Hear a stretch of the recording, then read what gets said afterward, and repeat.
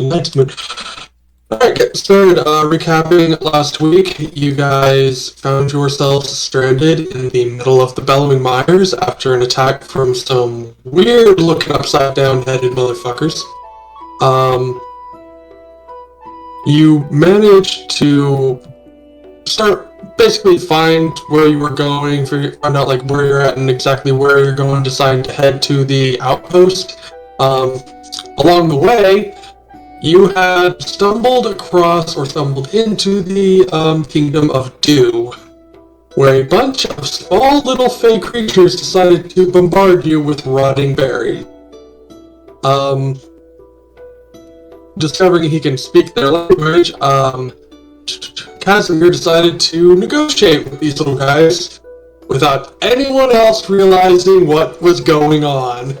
You're welcome. Except for Yarrow, who literally just was like, nah, you got this.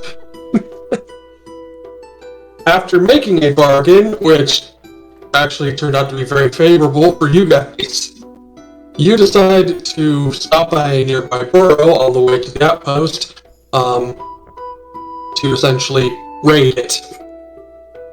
Or, well, find a crown. After dealing with a secret puzzle door, which wasn't honestly that much of a puzzle, you guys find a few mysterious objects, then you basically awaken a bunch of undead skeletons, which almost just murder you, but you managed to pull through with victory, and claims the crown, which you needed for the deal. After this, you return to the camp. You essentially get everything set up for the next day. You set up camp to go to sleep for the night and leveled up for the night. And as the night goes on, you're essentially the, oh god, I forgot their name, but the little fey creatures are essentially watching out for trouble as part of the deal that was brokered. The Dark Dwendu. Yes, the Dwendu. But as the night goes on, I need Will to join me in Whisper Chat. Secret. It's one of my favorite things about playing D&D online is that you can do that. Right. It's much harder to have secrets when you fight in person. It's Also, like- my favorite thing about playing online is that... Oh my god, look at that cat butt. You know, I still don't trust that inky thing. Tiny. Aw, pattern is cool. There's no reason not to trust Inky. He's a charmful little chap. Yeah, we'll see. I don't know. By the way, guys, did we take a long rest or not? After we found the crown, I can't remember. Yeah, we took a little longer. Okay, alright. So, Because I didn't put my hit points back to max, so I wanted to God, I have so many cantrips right now, it's crazy. dude, Kristen, why don't you level up? Alright, I'll level you up real quick. Level up. What? Yeah, he said that. He's like, you guys remember to level up. And I was like, yeah!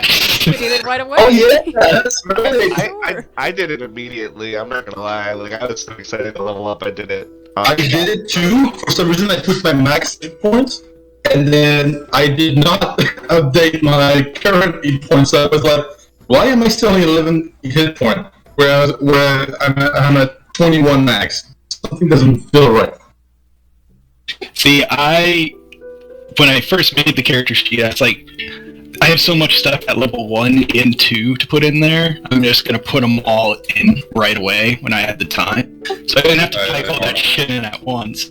But then I completely forgot to level up my health and pick out a new hex and cantrips and spells. I'm a fighter, so Oh, you got new level up hex? is the easiest fucking shit. Yeah. Yeah, I have an extra hex now. Nice. That I can use. I got action surge. What? No way. I don't believe I it. surge the shit out of some motherfuckers. Just fuck him up. But by the way, guys, I think you're gonna be pleased with this. Oh, hang on. shit, that's not what I'm going to do. Damn it. Oh, there you go. I got this raspberry and white chocolate cannabis infused candy bar. That's good. Nice. I also got Nice. full bags of gummies, but I'm tearing through them because I have a really fucking high tolerance.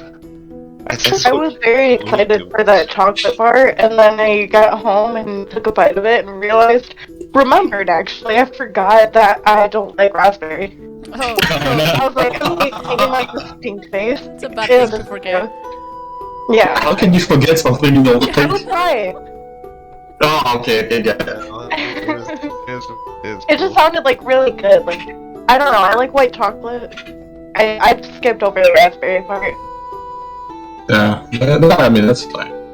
I'm glad you got cure wounds, because I was like, we don't know heals, and I almost grabbed, because I get one, called Flawed Reconstruction, but Oh, it comes with a warning. Where it's like, low-level casters, if you do this, like, basically I heal you for 4d6, but it also does 4d6, it reduces your maximum hit points by 4d6 as well. What's the point of doing it? So you could just kill us straight away. Right. For high level characters.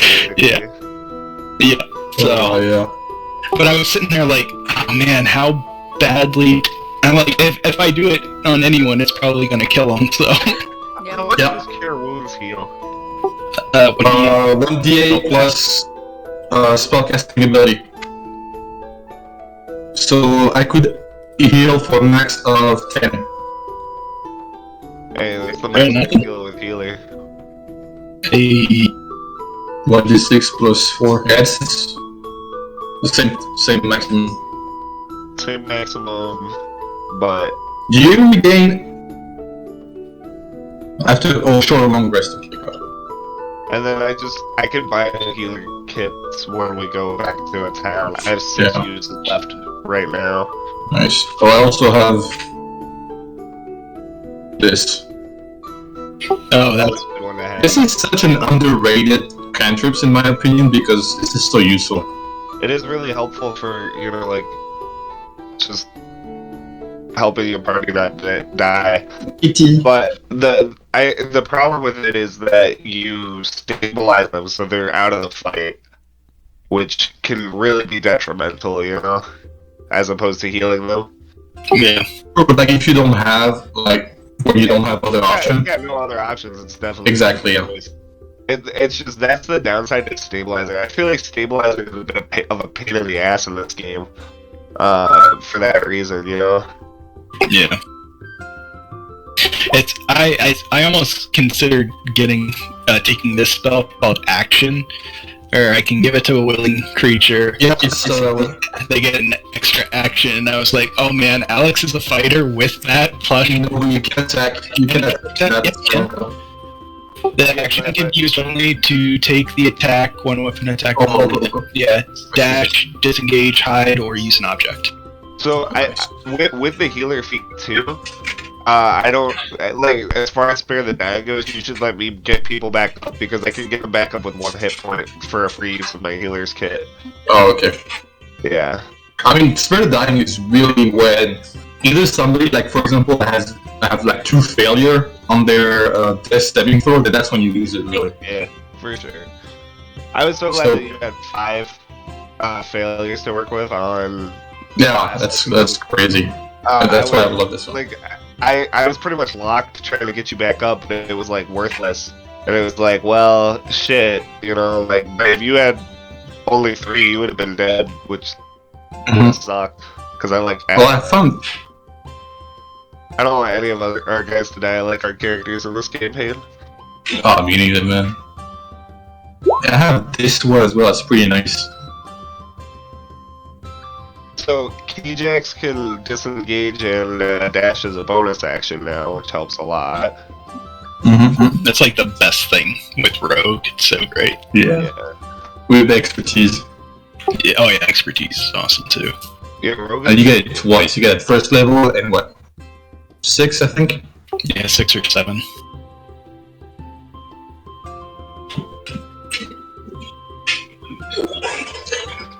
Which one is that again?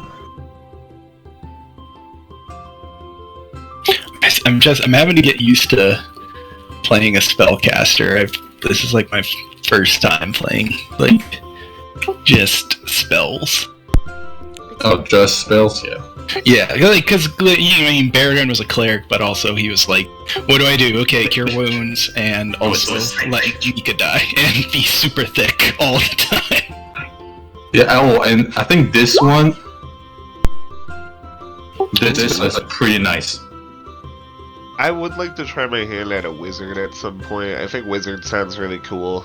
Like, especially if your DM gives you lots of, like, scrolls that you can transcribe into your book.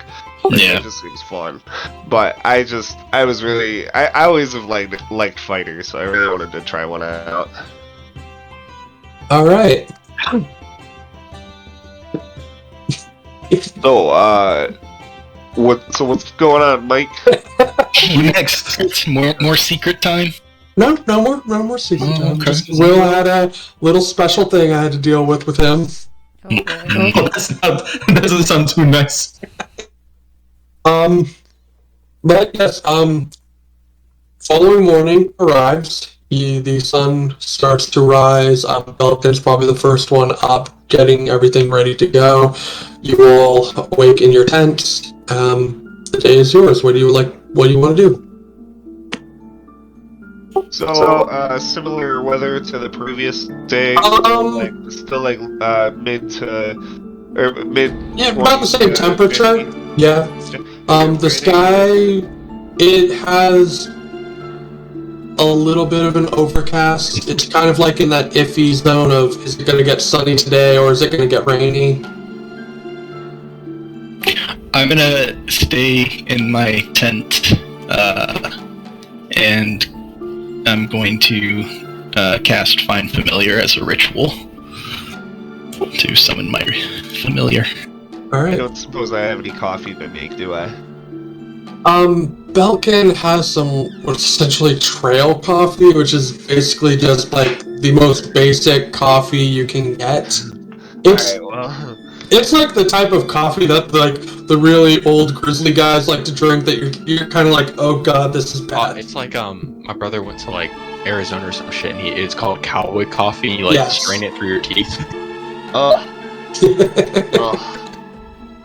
Yeah, Barnabas is gonna kind of, he comes out of his tent stretching real big, and then as he stretches, he catches himself kind of like, Oh wait, where he got hurt. you flooded the wagon. The coffee's gone. Yeah, that's fair. So hard to sleep without that rocky sea. Who else is awake and outside of the tent? I'm probably awake and outside, just enjoying the morning sun. Athenas, good morning. Barnabas, good morning to you too. How are you doing? So that skeleton really did a number on me. That he did. You almost died on us in there. Oh no, nothing so serious. I'm joking. Do you drink anything in the morning? Probably coffee, but I think I flooded it when I crashed the wagon. We tend not to bring that up. Somewhere in the swamp, there are a bunch of fish that are having a really good day. Is coffee good for fish? Probably not. No. Probably not. Barnabas is gonna pop us. Is there a campfire or anything? Yeah, there's a small campfire that was set up the night before. Barnabas is gonna just pop a squat by the campfire, and he's going to cook one of his rations. Which probably has some kind of seafood or something. Yeah, like fish jerky. Yeah. Yeah. Atlas is just gonna take out his holy symbol and do a quick prayer. All right. How much water do we have to consume per day? So like the water. The normal. What is 5 essentially pounds. How much of that would I have to consume? Like, what is the normal amount that's... I actually don't know what the normal amount is. Do we have any of the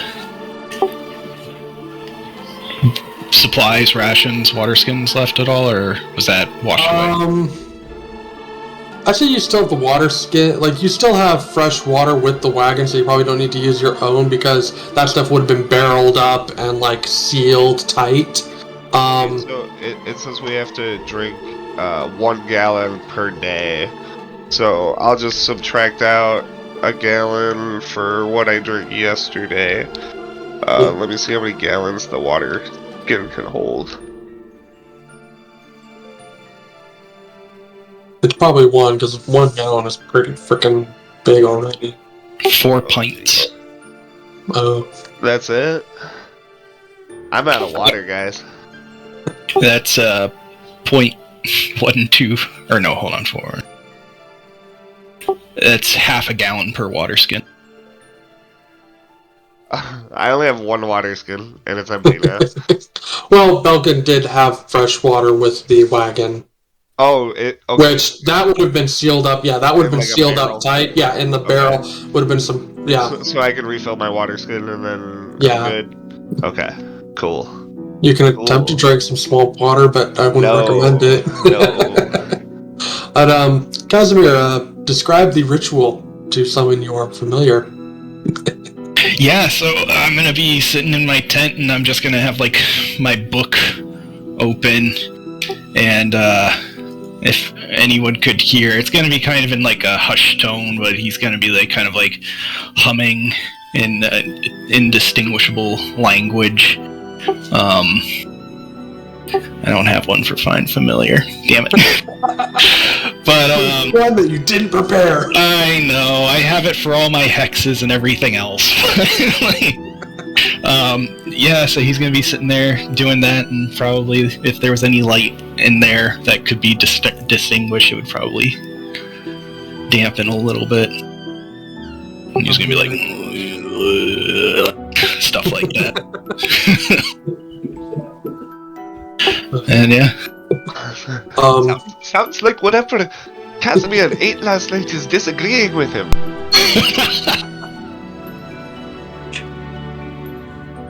Yeah, I would say within the 10 minutes it takes you finish the ritual, and materializing in front of you is your familiar, if you want to describe them, or just have it a surprise when you get out of the tent. When I get out of the tent. Yeah, not dope. Secrets. Yarrow, you probably coffee. Fucking tell us. Coffee, probably gets you up. Just Yeah, get the coffee. Just a cup of coffee. yeah, a cup of coffee gets you up. As the sun starts, she make sure that you guys get food and all that. Yeah, You see I the- need to leave the tent because I'm terrified of giant birds just stripping me out.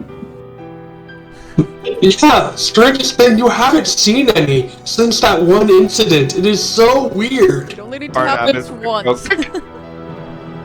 Just trying to make some bird sounds so that Yara freaks out. I mean, technically, you do have one giant bird with you. Namir comes out and like kind of looks offended, like what he's doing, like just like Oh, sorry, my Mock friend. me? No offense, man. This is embarrassing. hey, it's all right, don't worry about it. He's gonna take out a water skin that has liquor in it and chug whatever is left of it. Alright. You're on the precipice of getting tipsy. Oh boy. But, anything else?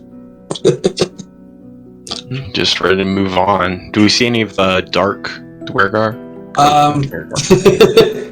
Been playing too much Icewind Dale. What kind of rations are all you guys eating? Like, what is your food made up of? I'm assuming everybody's having some breakfast. I'm just interested to know about your characters and what they're eating. Whatever cafe gave Like me. birdseed. Like Yeah. a bag full of seed that I walk around and just like pick up. Yeah, your own cabin basically just have, like, what is essentially just dried salted meat with some, like, what is essentially a hard tack and just Oh, God. trail mix and I know what we shit. can eat. K-Jax, you should K-Jax, you should cook us up some treats for our rest here. Oh yeah. Yeah. Okay. So 4 plus your proficiency bonus, so only 6 of us. Hey, that's all of us. Hey. That's perfect, except for Caffey. Sorry, Caffey. She understands.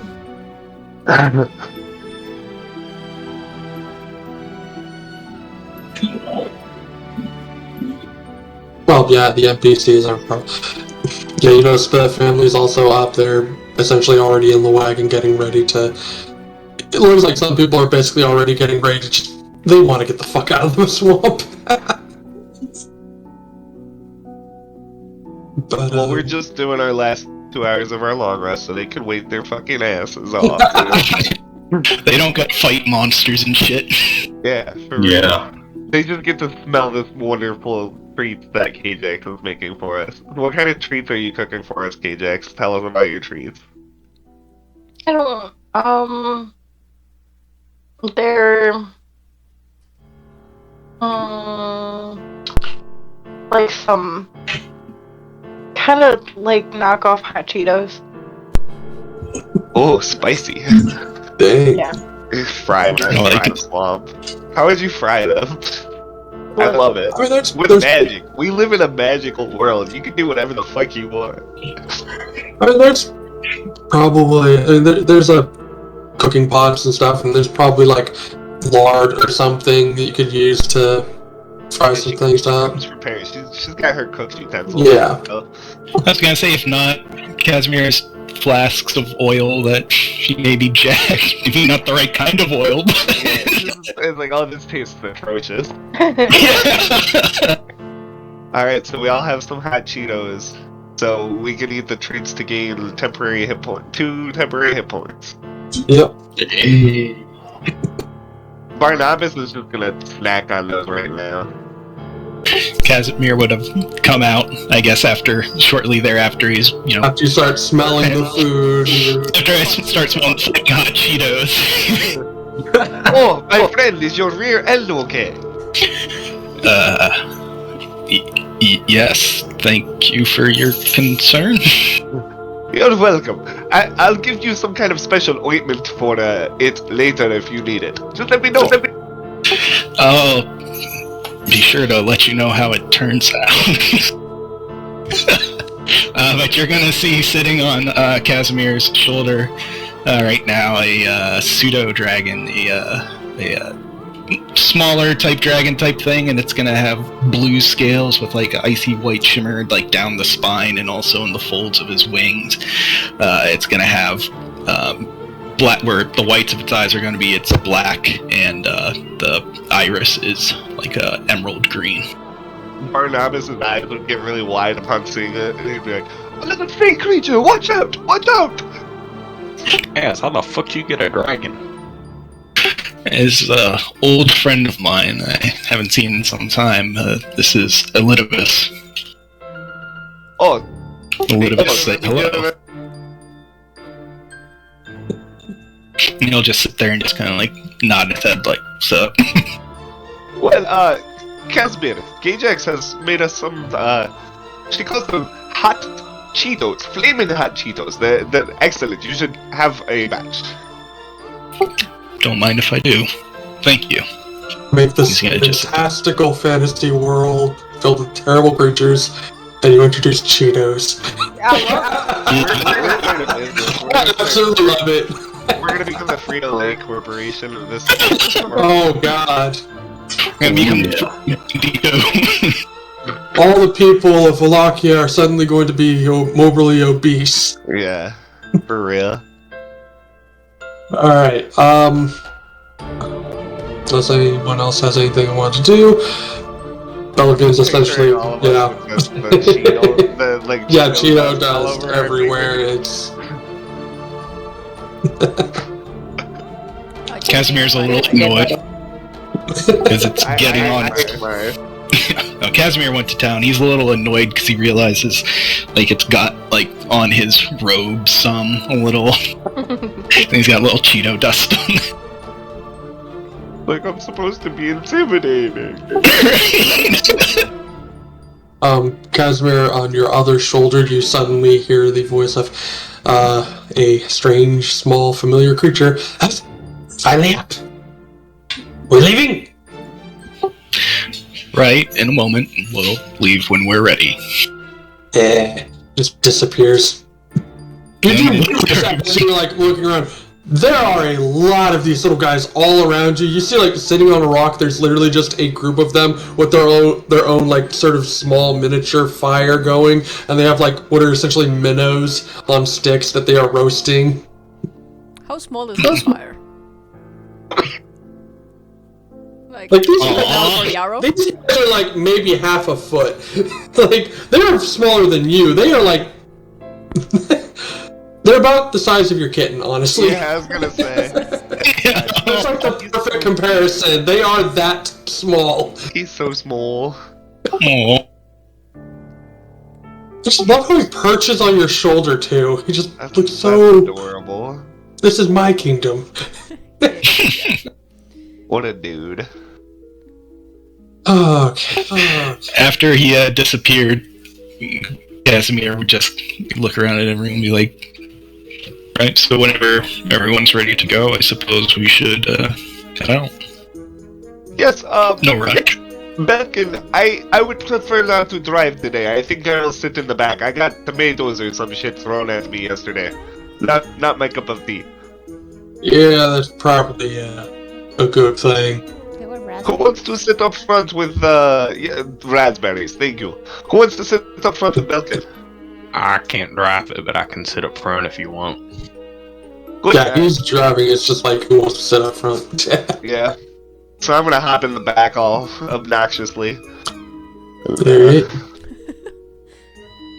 Just for my own. I'm gonna give one of, having eaten those flaming hot Cheetos, I'm gonna give a little bit of it to Elidibus just to see how he responds to the flaming hot Cheeto. Just nips at it. Kind of sits there, looks like... And then just burps out a little thing of fire. Oh, flaming hot indeed. Right, K-Jax, I think you have a fan. I mean, you're talking about how you had dust all over your robes. He probably would be licking all of that up. Just He's crawling that. all over, and he's going Like, for you all gave of me it. a taste, I am addicted now.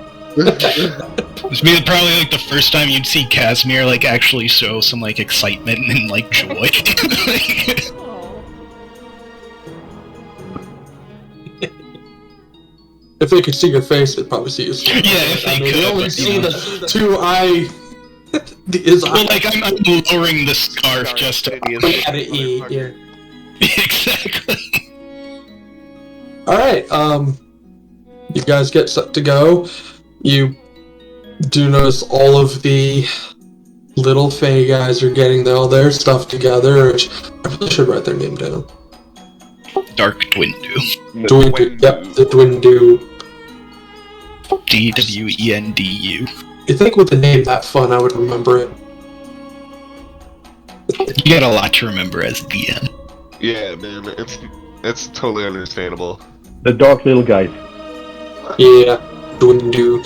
Alright, so, as per the agreement, you all begin to travel along. The Dwindu do kind of keep you on track of where you are going.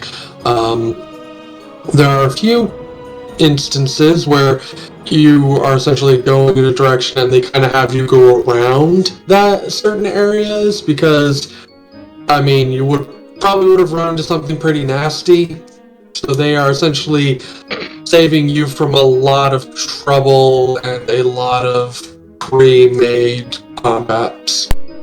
Are there any water witches? Oh yeah, they're all over the wagon. Like, these guys are literally everywhere, like in the trees, in the wagon. There's like a few of them that are actually like using the wheels as like little jogging things.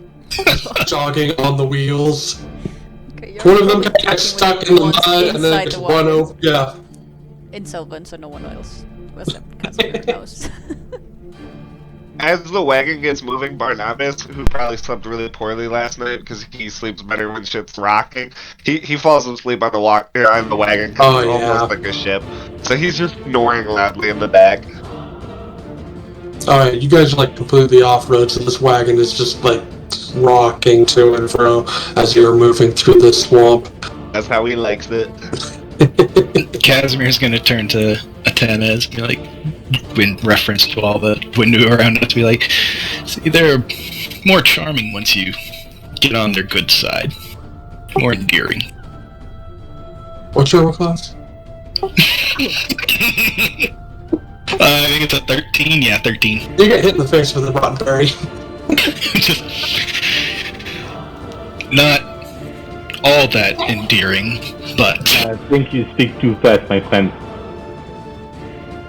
there's a charm somewhere, I'm sure.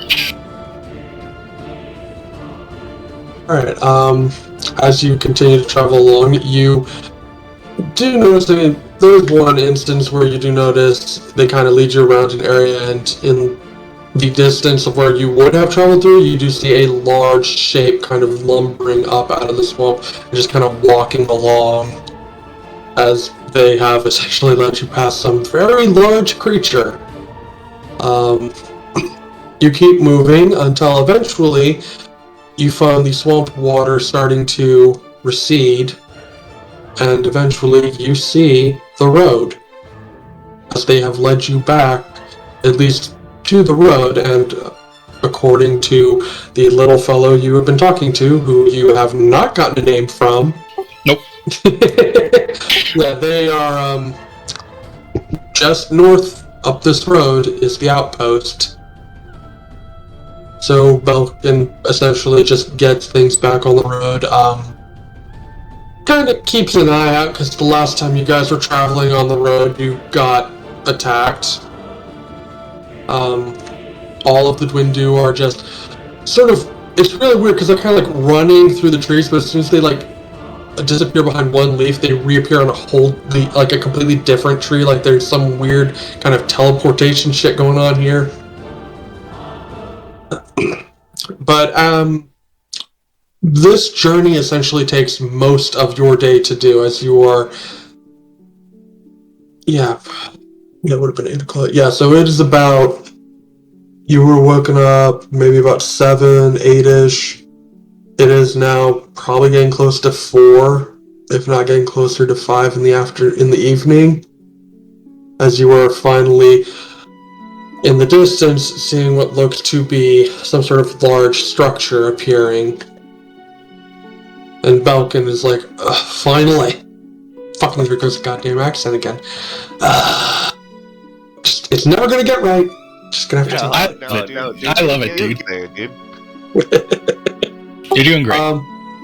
But as this massive shape appears in the distance, you suddenly see that the Dwindu, there are not as many of them as you saw before, as they keep seeming to disappear, and Casimir 1 pops on your shoulder. You need to move now. They coming. Who's coming? Twisted faces. Common, please, so the rest can hear. Oh yeah, that wasn't common. Oh, okay, good. So he can, so everyone else can. You guys found out that he could speak common. He has been speaking common basically the whole time. Okay, cool. I'm still asleep. But as you hear this, you do notice not a very thick fog, but a very low fog is beginning to move in around you. Falcon, you need to step on it right now. Oh shit! Just meow. If no one's awoken Barnabas by now, Casimir will, if he's near him, give him a quick nudge or shake if the nudge doesn't work. Yes, right, what's up? Right, we might have some trouble up ahead. Need you alert, just to be The safe. wagon at this point is shaking more and more as Belkin has basically gotten the pack animals to just move, and around you watch that sort of like light fog starting to build up thicker and thicker until it becomes like it was before, but you are still kind of staying ahead of it with just this cloud of fog behind you just moving up. If I'm looking for any like off in the distance. Can I see any? And there's Like Yeah, the kind of fog like- unit they're chasing. Like I'm trying to. Oh, you're trying to find the things like in the fog. Make a perception check. Can I help him? Give him advantage? You can and give him a straight roll. Well, at least that's that. I was gonna say. Sorry, go ahead. Yeah, you do not see or hear anything, as if it's just something kind of throwing you off your game today. I want to see if for some reason I might think this fog is magic of any sort. Could I do something to try to figure that out? Make an arcana check. Okay, let me just make sure I get more. What, disadvantage or normal? Just normal. Okay. With the unnatural way this fog is moving, yes, this is very much magical. Like, this fog is moving way too fast to be natural in any way. It is almost keeping pace with you guys, if not catching up. So there's kind of like a ledge on the back of the cart, like past the, like outside of the tarp that I could stand on, right? Yeah, you can kind of like grab onto the side and kind of stand on this little ledge in the back. I'm gonna hang on to the ledge in the back and draw my cutlass, and then just kind of like keep watch for anything coming up behind us. Alright, as you do, anyone in the front would see that the outpost is coming closer and closer, but it still seems to be a little bit of distance away. And in the back, Barnabas, you do see shapes starting to appear through the fog as 1, 2, 6, 12, 24 of these strange creatures with their heads upside down are just riding up on you, riding on these wild boar. Could I start like shouting if I can see the outpost? Like shouting. Hey, get them down here! We need. They're about half a mile away. Okay, I can see it like way off in the distance. Yeah, it's like getting bigger and bigger, but it's still like in the distance. But right up behind, We've got company. yeah, right up behind these boar and these creatures, you see a larger shape coming up behind them. As you see a very large spider with a handful of these creatures on it that is just coming up behind them. Ah, shit. As there's just basically a massive wave of these creatures coming up. You keep moving and moving. You do notice, however, as they seem to be catching up, all of a sudden, one of the boar just drops to the ground, and the goblin creature just flies off of it. And another. And another. As you see in the trees, the twin of you are essentially just casting their little sleep spells, because there's hundreds of these guys and each of them can cast it, as they are essentially just putting all of these boars to sleep, and the goblins on them, or the well, they are goblins technically, are just literally flying off. The giant spiders trampling on them. A bunch of the goblins on the spider just fall asleep and fall off, but the spider itself appears to have more hit points than these guys can cast a spell for, so it is actually staying awake through this. So at this point, you are essentially just being chased by a large cloud of fog and a massive spider. As it keeps getting closer and closer. And yeah, Falcon is like full on moving his ass. Is there any way that I can shoot my bow from here? No, No, I'd have to put my at cutlass this away. point, I probably like I have my hand on the thing, so probably not, right? yeah, you wouldn't be able to shoot a bow. If you had a crossbow that was loaded, you'd probably be able to shoot that, but Yeah. No, I that's wouldn't mind like looking over the side or something. actually, they're probably about 60 feet away at this point, because this spider is, because all the others have gone to sleep. I was going to say, as soon as they're within 60 feet, I would want to I would be at the edge watching them and trying to launch some eldritch orbs at them. Well, at this point, you only see the one large spider, as because of your deal, you essentially, these guys are protecting you. No combat. But this very, very large spider is coming up on you. Currently at 60 feet, it seems to be moving faster and faster, 55 feet, 50 feet away, I'm assuming that you were just throwing Eldritch Orbs. You guys are just... Anyone with range, I'm assuming at this point, is just trying to get this thing. I'll duck out of the way since I can't do shit with my cutlass. So... I mean, you could stand back in the actual cart and try to shoot. I would say, though, that something I should have done earlier, but you guys basically... Come on, Dominic, do something! It's like seeing a spider and setting the house on fire. Just getting back inside the cart to let the magic people shoot stuff at it. But as I this don't have creature is magic getting, fingers. What do you want me to say? as this creature is getting closer, you guys do manage, because of the speed you're going and because of its speed, you guys do manage to essentially over time kill it, because it would have been a very fast combat if I did do that. Because it's like it can catch up, but it can't get on you in time for you guys to just essentially blow it to pieces as this massive creature just falls to the ground. But as it does, you see other massive shapes as 3 more of these large spiders come up behind it with even more of these goblinoid creatures on boars. It seems there's more coming than the Dwindu can put asleep. As I see that, can I go ahead and I'm gonna cut myself in and cast Crimson Right on my crossbow? You can. I would say in the front, you do notice at this point you are getting much closer to the outpost, to the point where you're starting to see buildings. Will it last until I take a short or long rest? So that doesn't really matter. You take 4 points of damage though. It's always good when you max out that. Yeah. Anyway, Yep, no worries. you guys essentially keep moving and moving. You are essentially just killing a handful of goblins here and there, but there are just more and more that seem to be coming up from this fog.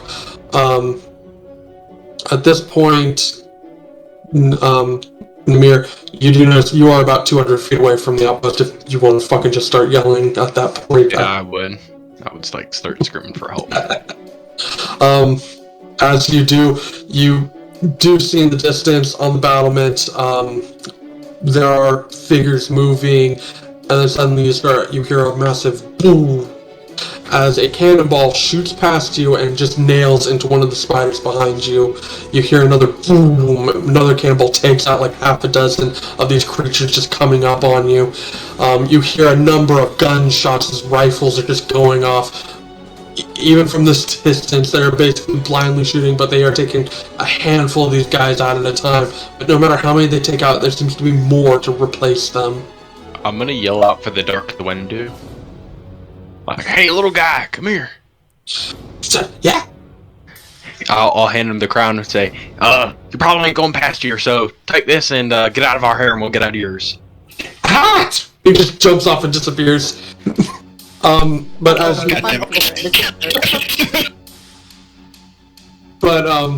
as you approach the outpost, you do notice that it is sort of this.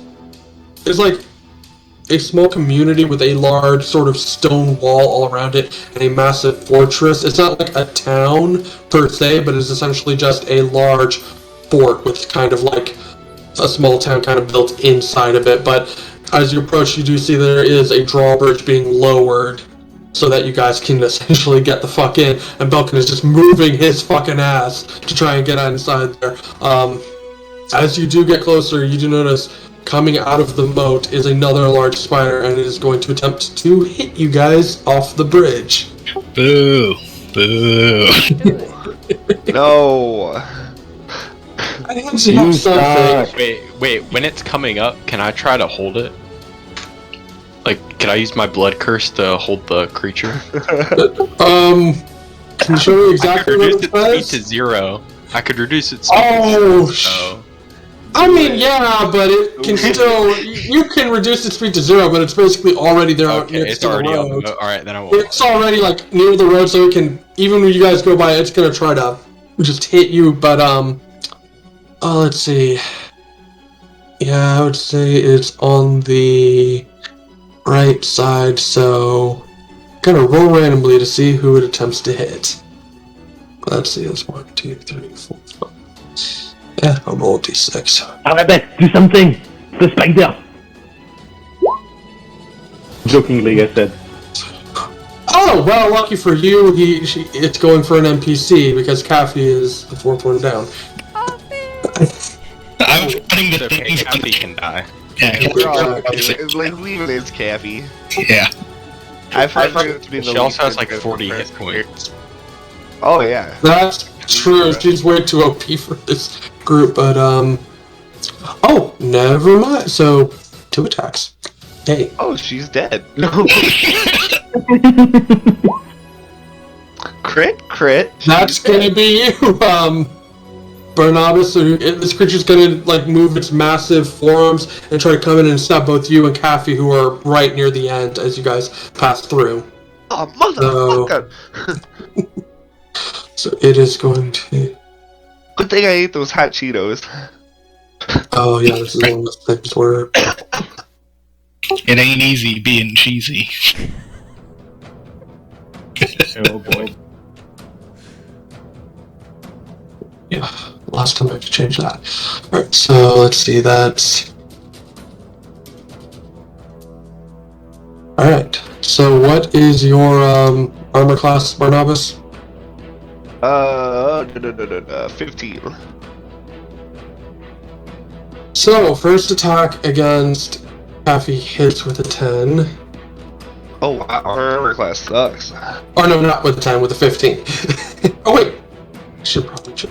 I'm pretty sure hers is not 15, is it? No, I should probably actually check her armor class. I just assume it's not. It's like 15. Oh yeah, no, 12 armor class. Yeah, sure, her armor class sucks. Get wrecked, Kathy. Now you just watch as this giant claw just comes in and just nails her in the shoulder. She takes a little bit of damage, 6 points. Second one comes in and just bashes into your back. Barnabas, I assume 21 hits. Shit. Yeah, that's definitely a hit. Yep. You take 10 points of bludgeoning damage as this large leg just slams into you. But you guys essentially make it past. Actually, I would say it is right there, and you are technically. Oh no, you're the ones leaving its space, not it leaving yours, so you wouldn't get it. Yeah, but you guys make it across the drawbridge into the courtyard. As soon as you guys are through a sort of God, what is that called? Not the main gate, but like the portcullis just drops down behind you to kind of stop anything from getting in, and there are people just cranking that drawbridge in. As the giant spider is still on the drawbridge, you just hear gunshots and cannons, and you just see this creature getting shot as it essentially just crawls away off the bridge, and the drawbridge closes behind you. You have made it to the fort, or the outpost. As Belkin just... Or please tell me you have alcohol. Yep, Belkin, by the way, has to like pull on those reins, and your wagon just skids to a stop in this large sort of courtyard area with a handful of buildings around. As you enter, you do see, you do hear more gunfire on the battlements that eventually fades as the goblinoids have essentially given up on the chase and gone back into the fog. As you come to a stop, you do notice a few figures running in your direction. One of them you do recognize. Oh, did I not have...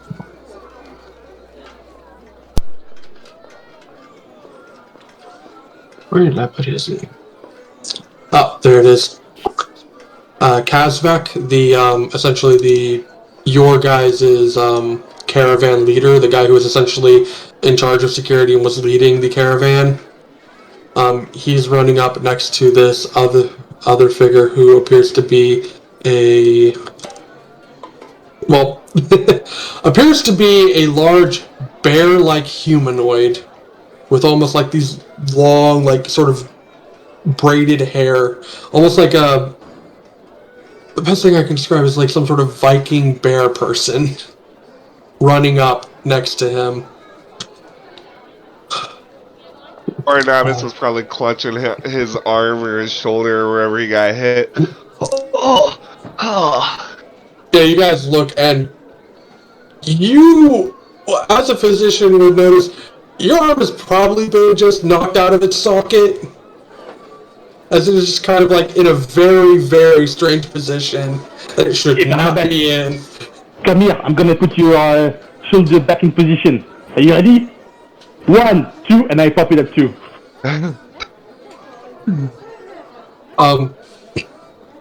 As as that happens, the two figures and a number of guards come up, and Kazvak goes like, "Milken, you're back. Thank the gods. How many have you brought back with you?" Oh God, yeah, he has about half a dozen. We managed. Most of us managed to survive. Do not thank the gods. Thank us. If it weren't for me and my friends, all of these people would be dead. Casimir's just kind of gonna shake his head. Kazvak does kind of give you like a dirty look of, you're very lucky, but the Inquisition is not here to hear you say that. Why? What did I It's okay, Barnabas, it's okay, Barnabas. Just go easy on the gods. People take this shit very seriously sometimes. So, but they're shitty gods. I mean, they didn't defend. I slapped Barnabas. Alright, I don't like that. You need Barnabas, I told you to be careful with the gods. They are shitty gods and not shitty gods as well. Fuck up. Be No careful. one's care about your gods 24/7. Like, we all have our own beliefs and mindsets. You just keep yours to yourself, alright? I agree. Alright, Barnabas, let me buy you a drink. What? A drink. Alcohol. Oh, At this could go for a point, drink, yes. Balkan has gotten off the wagon. He's kind of going off with Kazvak to talk with him and the very large bear person, which, yeah, at this point, close enough that you can tell, as far as you can tell, female, you think. It's kind of hard to tell with very large, furry creatures of what gender they could be. But yes, Casey, that kind of clues you in.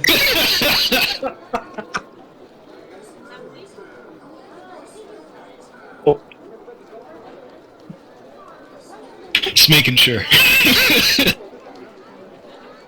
But you do notice that she turns around and starts giving orders to the other soldiers because she's some sort of high-ranking person here.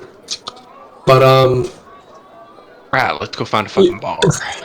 you do have some medical people come up, and there are people essentially checking everyone. There's a human male kind of coming up, youngish, like, is anyone hurt? Yes, yes. Yes, I Coffee could use a splint for my shoulder. Right, we'll get to you, and Get to coffee first. She's Yes, please do. Like, I've already been assisted. well, like, hold up my arm, like, hey, can you help me with this? I have no idea where it came from. It just happened.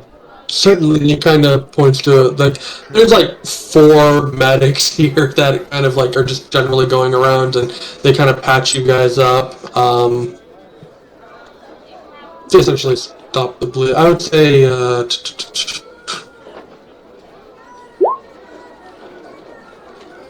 Hey. yeah, you get healed about 4 hit points each.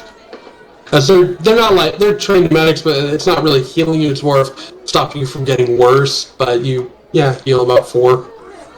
Oh, I could have done a better job myself. Oh well. You want to do a better job?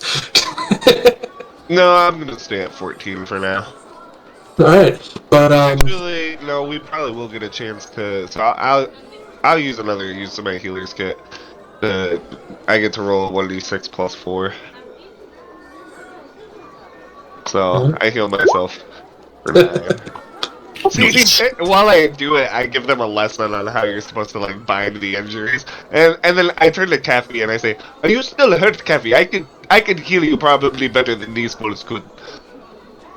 So she took 6. No, I'm okay.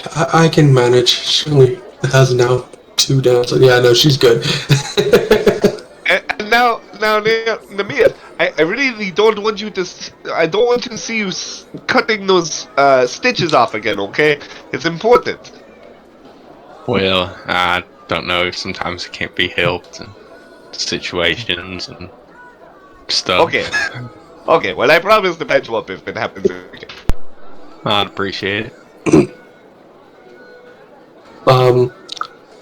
As you guys finish patching up,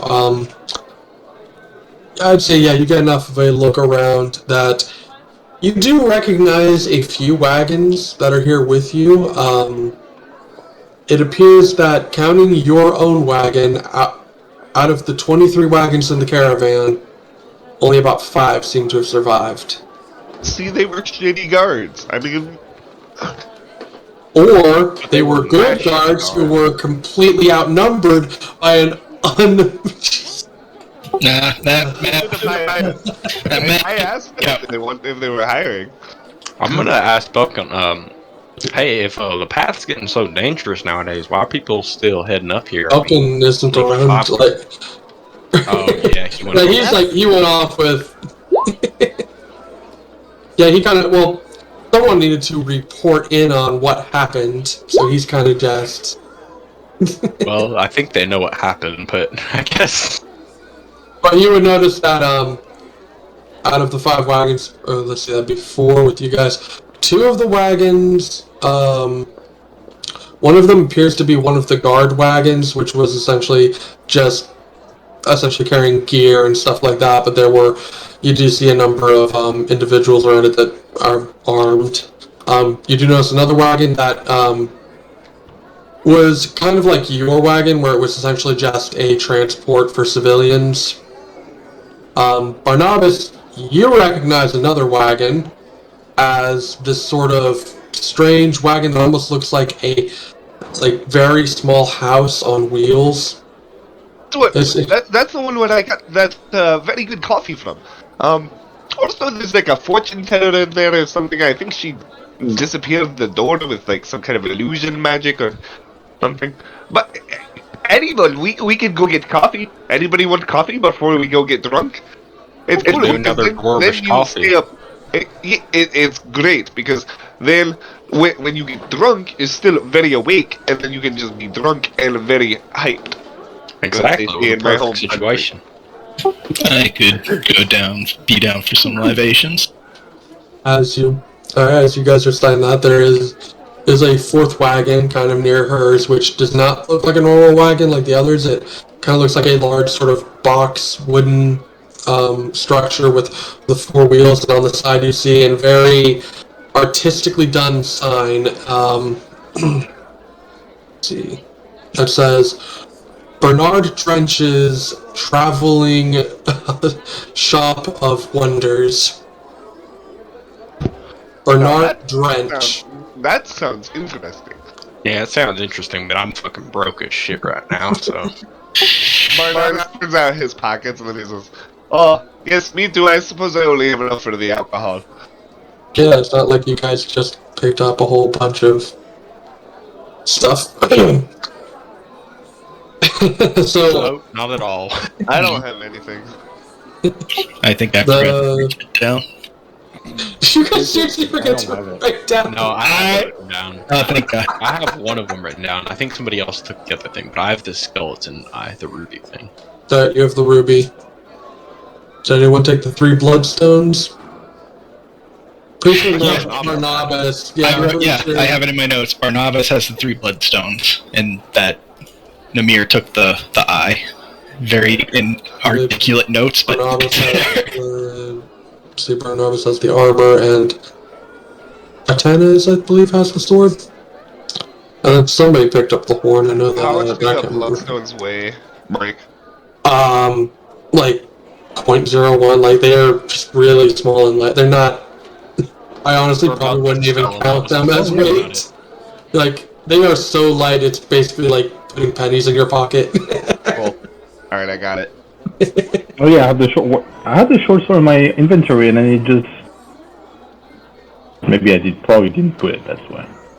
Yeah, you probably did. But I believe you did identify it, so it was the Yeah, it was a short sword that just whenever you unsheath it has like bright light 420, and then the moon-touched short sword. exactly. Yep.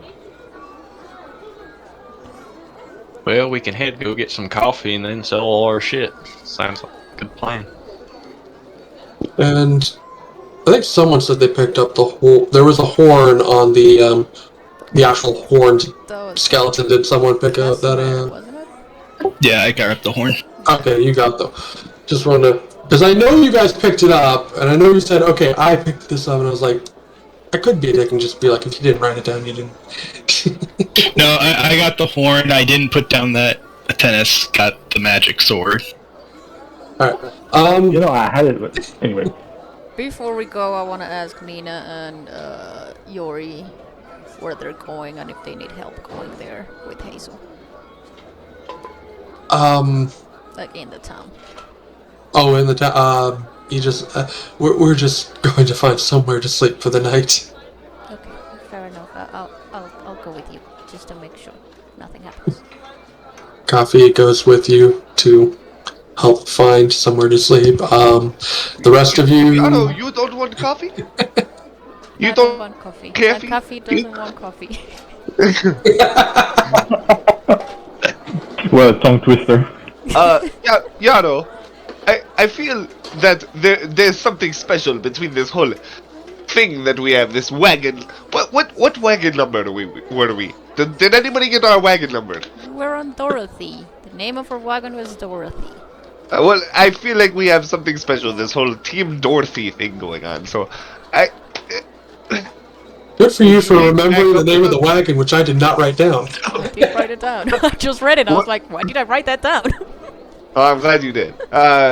Would you mind meeting back up with us perhaps after you help out these fine citizens?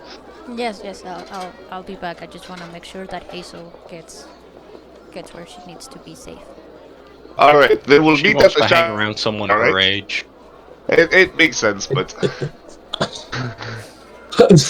she said she wasn't a child. I'm not trying a to child. think I'm that just a small human. How old are you? Is not a child, just a small human. I'm 19 years old. Oh, I'm only 20, so I can't really be calling you a child. Alright, so how many of you are going to get coffee? Casimir is, and Namir, and I think Barnabas at least. I don't know if anyone else. Yeah, I'm going with them as well. Everybody but Yarrow. Pretty much. She's drank enough coffee, it stunted her growth. That's why. That's exactly what happened. She's just a very small human. For the cursed coffee. Alright, as you are coming up, who is leading up to the wagon? I probably, since I've already Most been likely here, I'd be Barnabas. like- yeah, I'd be like strolling ahead and like talking about how great the coffee is, and it's like, now before you go ahead, think about any kind of drink you want. I bet she'll have it. I bet she will. Well, if you say any kind of drink, she, Hold on one second. I'm gonna go with Namir here on that. After everything we've been through, I think some dwarf coffee would be nice. Alright. So, Barnabas, you're leading up to the... Yeah, and as I, get up the steps, I like rap my knuckles on the door like a few times and be like, hello, no. As you go up, before you can even rap on the door, it opens. Oh, I love this part. You see a familiar, what essentially looks like a small halfling child, maybe around 11 or 12 years old. So, maybe close to, Euro size.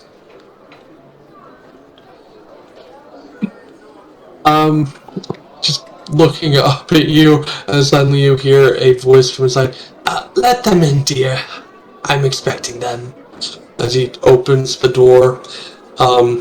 What drinks was everyone thinking when they were approaching? I like my, Zorzair style coffee with this. So dwarf coffee, Zorzair coffee. I'm assuming with Namir there's probably alcohol. Well, that's what dwarvish coffee is, because it's Irish coffee, but it's just dwarvish coffee because Irish is dwarvish now. Okay, that makes sense. Arcanas, is you thinking of a drink? A fine wine. Yeah, I didn't think of a drink. I just walked in. Yeah. I just wanted to see what the whole deal about this coffee was about. How about you, K-Jax? Would you've been thinking of a drink? Sorry, I was choking on my chili. Oh. Probably like Well, I think K-Jax is really into spicy things. So, like, do you have any spicy drinks? Probably. Like a spicy rum. There's like a spice tequila rum. infused with jalapenos margarita. Yeah. Okay, yeah, alright. So, Wild. as the door opens, Barnabas, you notice a familiar interior, but you do notice that it appears slightly larger than it was before, and you see a table with a familiar old woman, but the table itself is also slightly larger and is set with same number of chairs as there are people. Oh. In front of different chairs, one, there appears to be a very well-made coffee that you are very familiar with. I slide right down in that seat. Next to it does appear to be some sort of clear alcohol. It appears to have like some sort of pepper or something floating in it. KJ! There are two other coffees sitting next to... Actually, there would be three, because the rest of you essentially just wanted or one of you wanted whatever. So there's two coffees, which Bill would be like, please, Casimir, Namir, sit. Atanes. Keep putting the R in there for some reason. And she points to the last chair for you, Atanes. Right, well, I'll just ignore how creepy shit that is and dig in, I guess. Oh, no, it's the old Bernared trick. She was probably watching us from outside. No. Oh, lady, you're very sweet, and I love the coffee. Right, parlor trick. That's certainly a good one. Oh, you would know, wouldn't you? I know a couple of tricks myself. So, what has brought you to my wagon? The simple refreshments? For me, yes. Yeah. And Barnabas promised us some very good drinks, so that's why I was here. Can I... Sorry. No. I'd like to... I'm gonna, just try to look at... Do I recognize her at all, or... Can I roll something when I recognize anything about her that might seem familiar? So you're looking specifically at her, or are you looking around the room, or... Like her and around the room, just trying to see if I can recall anything, or something similar. I should make a history check with disadvantage, because you're just going off visuals, so you're not... You don't have a name yet, so...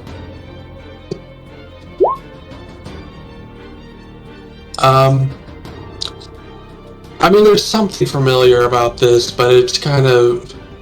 There's nothing to really, sticks out to you, but there is some familiarity. He's gonna look at her and be like, sorry, terribly rude. You know my name, but I'm not aware of yours. I believe I should know my hostess' name. Oh, you can simply call me Auntie Gretel. Auntie Gretel is the best. Auntie Gretel. Does that recognize anything with... Do a history check. Just a straight check.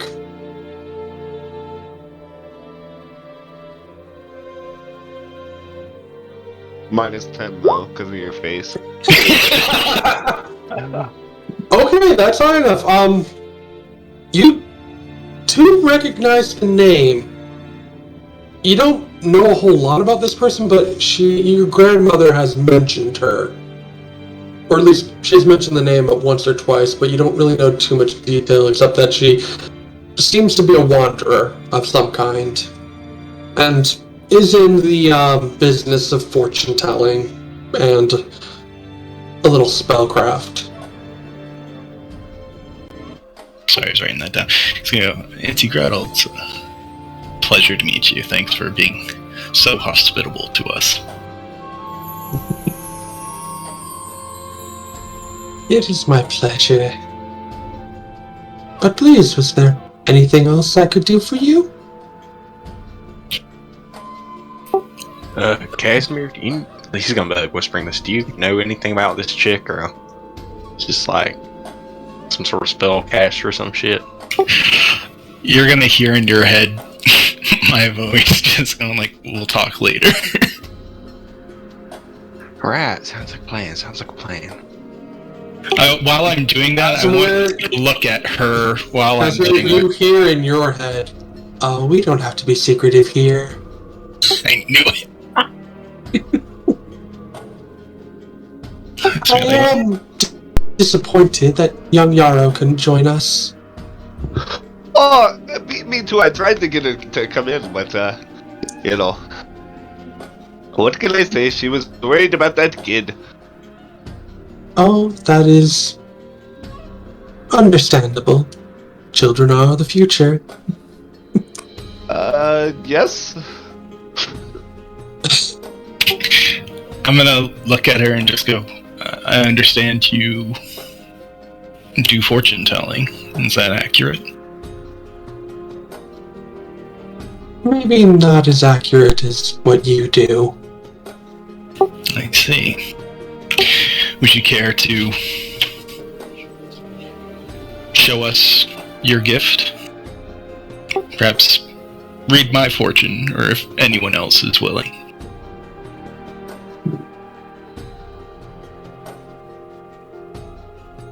I can read your fortune, but I'm wondering if you want the others to be here for it. That's fair. I suppose once my friends leave, we could have our session. Could you do me again? The last day or so has been really hectic, and I can't really remember what you told me. Not to be offensive, but very interesting. I just, it's been a day. Would you like some privacy, Barnabas? I'll gladly. No. I'd like all of you to hear. I just can't remember. Unfortunately, a telling cannot be redone once told. Oh, that is unfortunate. Okay, no worries. Don't worry, you will find what you seek. Question, I don't know about like a whole telling thing, but if I ask you like one question, can you give me that answer? We could see. What is your question? I just wanted to know if my family was still doing alright, and I hadn't seen them in a while. Just know if they're doing okay. Ooh. Show me your hand.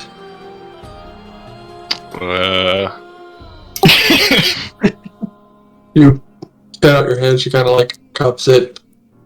And then, familiar to you, Barnabas, her other hand moves far too quick for you to even process as you feel a small cut on your finger.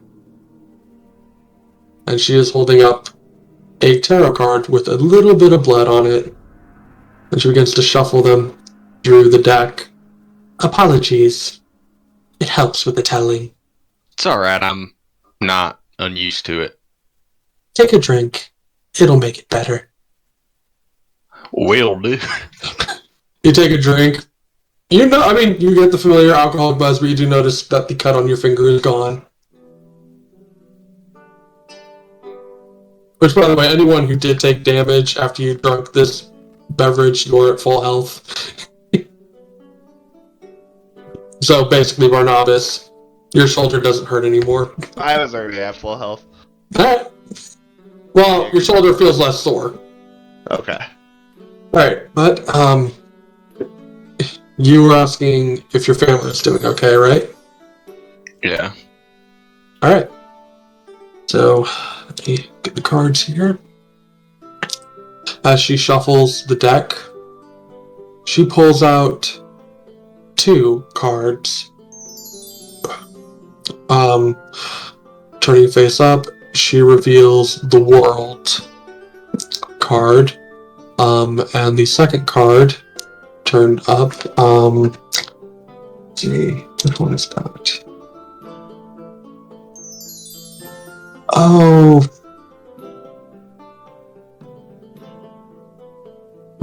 Is the Sun card. And it looks. They're doing good for the moment. They have found a new life for themselves. Far better than you, I believe. Yeah. Guy said that's why I was trying to limit the telling. At least your telling or your part made me feel a little bit better. Moves the cards back. Okay, there we go. So, Yarrow, you still there? Or are you gone still? I'm here. Okay, so, as this creepy shit is going on in this wagon, you and Coffee and, the family essentially look for you help them look for lodging for the night, and as you discover in this town, there isn't really like an inn per se, since this is essentially just an outpost where people travel through.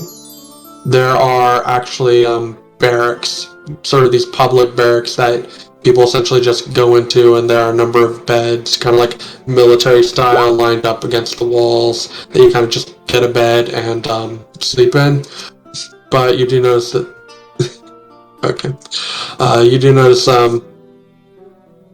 in one of these barracks, which is essentially about the only one that's free at the moment because all the others are either full or some of them have been turned, you discover have been turned into sort of like a medical wing type of thing. Like just, there appears to have been a lot of injured people from both your caravan and just soldiers in general from attacks that have just been turned into these sort of makeshift hospitals to just kind of keep them somewhere.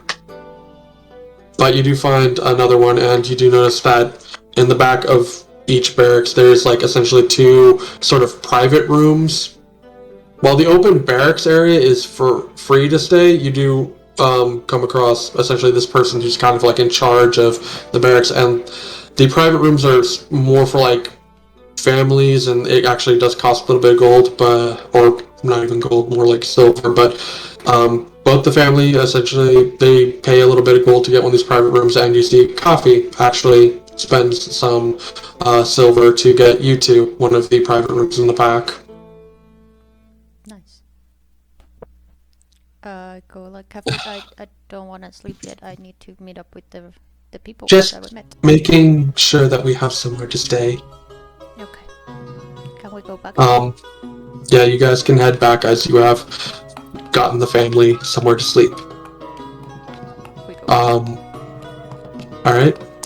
Are you gonna go up to the wagon that they went to, or just gonna wait for them? I'm just gonna wait for them outside. Alright, you and Coffee just stand outside, wait, and anyone else want to do anything with the creepy gypsy lady? Oh, which by the way, I should probably describe her. She does kind of look like your classic gypsy woman. She's very old, kind of like has like very strong crow's eyes, crow's feet, not crow's eyes. What the fuck is crow's feet? Hey, she has. Amir has crow's eyes, and that's racist. Yeah. Okay.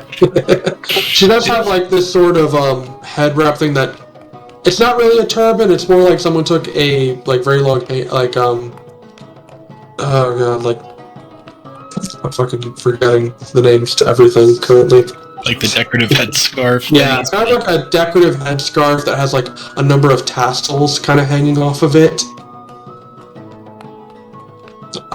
She does. She has these very strange, almost like deep blue eyes. And she's wearing like sort of a lot of like red and gold, kind of like very like like gypsy-ish. I mean, gypsy. That's pretty much all I can really say. Yeah. Anyone else want to do anything with the creepy like old lady? This was my background. Would I have heard of her? With your background, specifically this person, I would say make a history check with disadvantage. Great. Yeah, because even Casimir didn't really know about her. It's a history, right? Yep. Okay, that'd be the 11. Not really. You know, there's a lot of sort of gypsy caravan. I mean, call them gypsies, but what they have in the sort. But there's a lot of caravans with people like this that kind of travel around.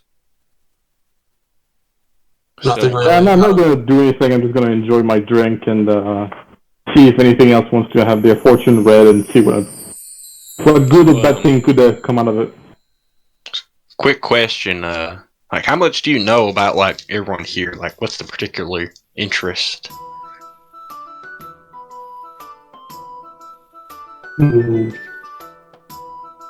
Let's just say I have received a vision of you all. Like,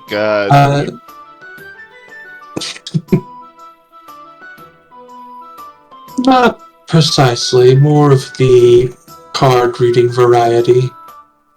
Well, what happened if it concerns us? Probably good to know.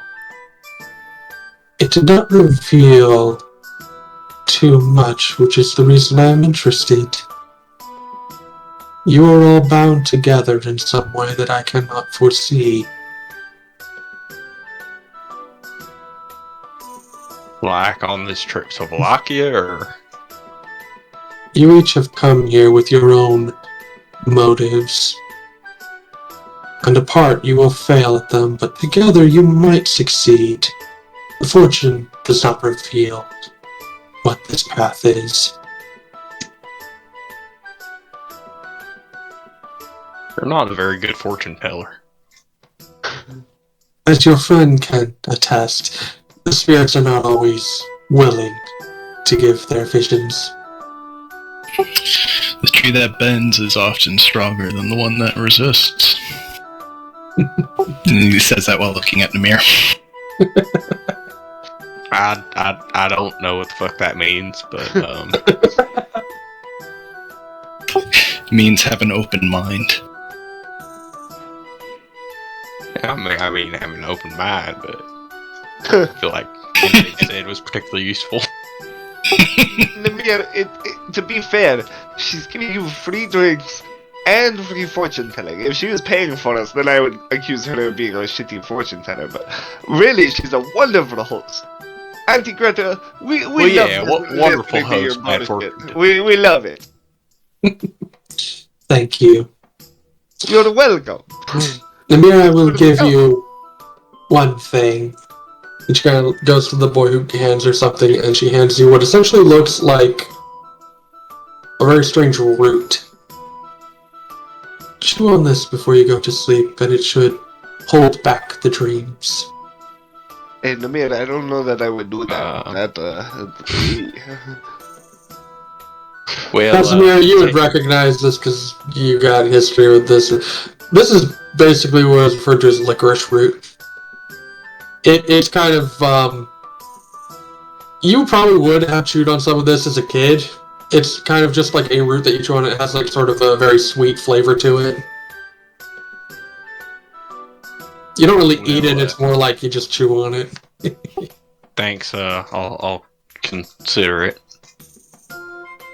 Please do. Does Nimir have teeth? I mean... I don't think so. You can get, you know. Yeah. Shove it in the back far bit and like...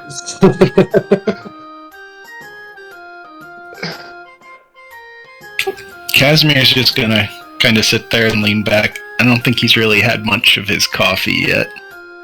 And he's just kind of gonna. It's sad for you because anyone who's had their drink, it is probably hands down the best thing you've tasted in your lives. Is it better than last time? Slightly. Wow. If so, I'd say Namir's probably already finished his. He's eyeing Kaz's and is like, oh yeah, you gonna partake? Casimir's gonna take a look at him and just take one more sip, and then slide it over. It is very, very good. I can't describe how good this is. I think you froze. Oh, slides it over, and it's like it's mine now. Okay. It's what? It is basically the best thing you've ever had, with just that one sip. I show the expression because obviously I had to lower my scarf to, take a sip. I show my satisfaction on my face with it, but still slide it over to Namir.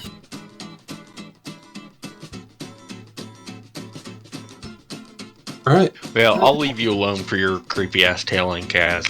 Let's go check out this mystery shop. Oh, yes, we should put together what we have for sale and try to figure out what it's worth. Is anybody... we'll leave you to your tenant, Kaz. I'll stand up to leave, having finished my coffee as well. Well, thanks, Auntie. Before you guys walk out the door, he's gonna be like, let me know when you guys are heading to the tavern. I'll like to join you guys for drinks. No shopping? Not right now. Thank you, though. If I see where you do or some shit, I'll pick it up for you. I doubt I appreciate it that. won't be too long. You could probably... We can just wait outside until you and Yato arrive. No, please don't delay on my behalf. Enjoy your day. You guys have earned it. I'll be with you shortly. Barnabas, as you turn around and go for the door, you do see the young child sitting there, and he is holding a familiar kettle that was given to you before. Oh, coffee. Thank you. I pick it up. Hands it to you. Then I head out. Alright, you would notice Yarrow and Kaffee, which a lot of coffee shit. Yato, do you want some coffee? I've got some. No, I'm good, thank you. Okay. That's right. You know, she had other drinks than that. Yeah, I'm not really thirsty. Huh. Alright, well, as everyone leaves the caravan, Casey, make me whisper. Yep. Casimir, as you exit the wagon, you do see that they are all waiting for you.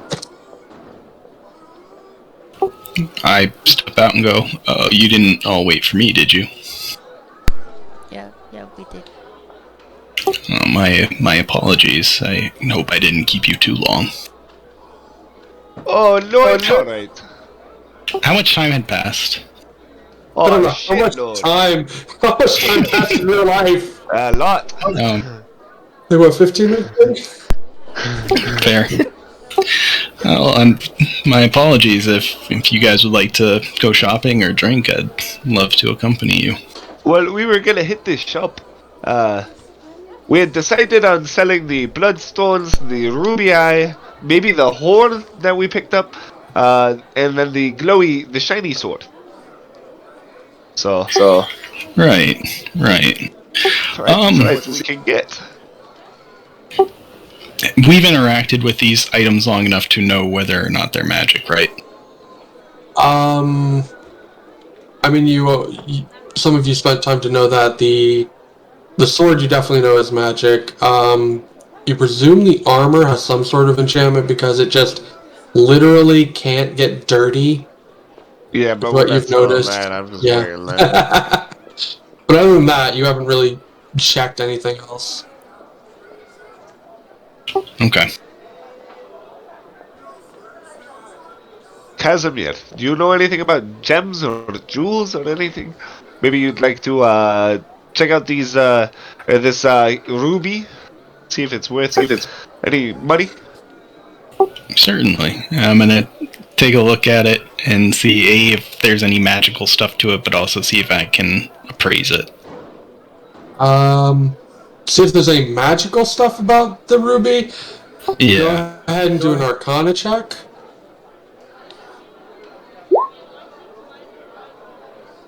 Alright, so you can't, like, it takes a long rest to identify it, but you do notice there is, like, sort of inside the ruby, there seems to be some sort of rune.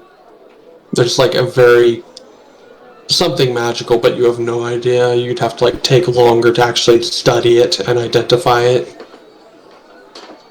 Point at me like, oh, well, these rubies, if you look right here, you can see there's some runes on there, potentially magical of some sort. And then I want to see how much they're We'll worth. probably get more for them then?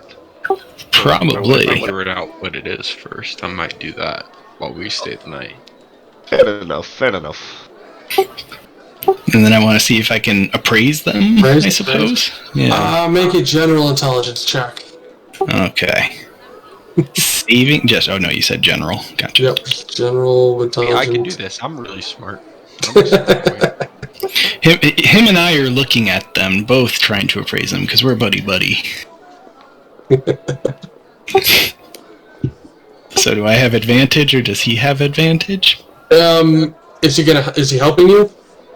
Namir, I mean, I figure if anything, he's helping. I'm helping him. You know, he's probably looking at him, being like, I know a thing or two about magic rubies. Who's doing the check? I just need to know that. Alright. 0 for so my if he's modifier. gonna help, then it would be advantage, just straight intelligence check. See if you can figure out how much this is worth. Alright. You're not really sure what the magic bit would add to any of the value, but you do know the ruby just by itself. About 150 gold. For all three, or No, that was the 3 blood. Those are the 3 bloodstones. This is a single ruby. That's only about the size of an eye. you said I'll 150? hold on to that for now, but we can sell the other shit. Yeah, so the bloodstones are worth 50 gold a pop, so I'm gonna sell those. So, yeah. We'll Head offer on to the store. As far as the short sword, let's try to play it up as being like very powerful and doing light damage or some kind of bullshit like that. Maybe we could get extra. I have an idea that might be smart. What's that?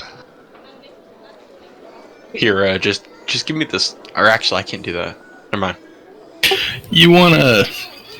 What I'm hearing is you want to try to deceive someone on what this sword can actually do. Well, we'll probably never see him again, and if we tell him that it does more than it really does, we'll get extra money. That's fair. I like to think I am good at bartering in such situations. Does anyone feel they'd be more apt to handle that? You can take care of it if you want to. I have a 15 charisma. I got a 17. Yeah. Yeah, you guys should probably do the barter. I'm not proficient in persuasion either, or deception. I'm proficient in deception and persuasion. Alright, who goes up to the wagon? Probably Casimir, because Yara's not that. I think all of us. Right? Yeah, we all go. Who's taking the lead on it? I assume it's Casimir. We pushed Casimir up in front because he made us wait. You do see... He's like, yeah, okay. You kind of see a simple sort of like box type wagon. Like the only thing I could really compare it to is like if you've ever seen one of those sort of box wagons from like a circus with kind of like the little flourishy bits at the top of it, very like painted on sign, very artistically done. Dumbo style, like... Yeah. Yeah, okay. You do see like there appears to be a actual door in the back. Mundane shit. There's no, like, window opening on the sides or anything like that? Not currently. Alright, I'm just gonna open the door then. Just walk up and open the door and walk in. it's locked. All right, I open the try to open the door, and once I realize it's not open, knock. You knock. You wait for a second. So like, what the shit? You hear like objects being moved around and tossed. Back, go that way. You hear another like person go, like, eh! Just suddenly you see this little like window thing like slide open. Like, yes, what do you want? Right, this is a place to barter and trade, sell goods, is it not? Customers. Oh, never mind. He just closes it, and suddenly you hear like some sort of like latch kind of give, and you watch as like the one side of the entire wagon just kind of falls to the side to create some sort of miniature stage. You all kind of have to go around as you see this human, sort of plump belly, wearing very sort of Victorian style, like fine clothes, like what should be fine clothing, but you can see like patches in it and everything. He's wearing a sort of bowler hat. He might be in like mid-40s, getting close to his 50s. The only thing that really stands out is how he has this sort of like large beard that has essentially been split and then curled into almost a large mustache. Just a full-faced, just massive beard that has just been turned into a full-faced mustache with like the little curls and everything. Barnabas can't help but grin as this is all happening. Welcome, dear customers, to the shop of Bernared Dretch and my shop of wonders. As he's coming out, you see a smaller figure who looks to be some sort of like halfling with like maybe a oh god, what's it? Like a hump on his back, kind of like pushing out some items from the back, just kind of being a little laughy, like, what brings you here today? Right, we have some goods that you might be interested in, perhaps you have some goods we might be interested in. Oh, I definitely think I do. You see, I collect many items from all across the world. I have such wonders from as far as Sorzair and Waldheim itself. Please, show me what you have and I will show you mine. Casimir, that sounds suggested. Yeah, it does. Casimir's gonna like are cracking up. kind of like signal. This guy could literally just be a straight brother to oh god, forgetting his name now. Blondini. Who's holding the three things, the blood rubies that we know what the price is? I piled all of the shit that I wanted to sell into your hands. Okay, I'm gonna. So you have the blood rubies and the shining sword. The shining sword and 3 blood rubies. All right, I'm gonna hand out the blood. Show the blood rubies first. Well, these will definitely get you a pretty price. And you see him like kind of go into his pocket and pull out this sort of like eyeglass thing that you see some jewelers have, but the lens appears to be some sort of bluish hue, and he's kind of like looking at it. Yes, I would give you for the 3 of them about 130. He's 150. Yeah, Casimir is gonna look at it and be like, I appreciate that you're trying to make a buck. You're trying to make a gold piece here, but I'm well aware of what these are worth. Perhaps we can come to some more equitable arrangement. I think you'll find that these are, at the very least, 150 gold pieces. Well, you've caught me. Yes, 150. Let's just put that to the side. What else did you have for me? I think this next piece might actually be a rather nice find for you, and he's gonna pull out the sword and be like, why don't you do me a favor? Just grab the hilt there and go ahead and unsheath. Kind of grabs it and unsheathes it, and after you see like the silver light just light up. Oh! Interesting. I have not seen one of these in a while. He pulls out his eyeglass and kind of looks at it. And at this point, you see almost a little flash from the eyeglass. Yes! A moonblade. Very interesting. Kind of puts it back in the sheath. I would say for this. Oh, its value. He's got to do a math in his head. I would give you 200 gold for it. He's thinking to himself that it's probably worth a bit more than that. You can do an insight check. Yeah, I'll do an insight check. Yeah, go ahead.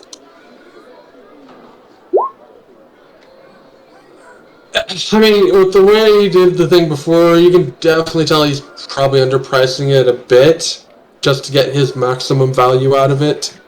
He's gonna look to him and go, once again, I understand. You're selling these, you need to make profit after you can't sell it. You know,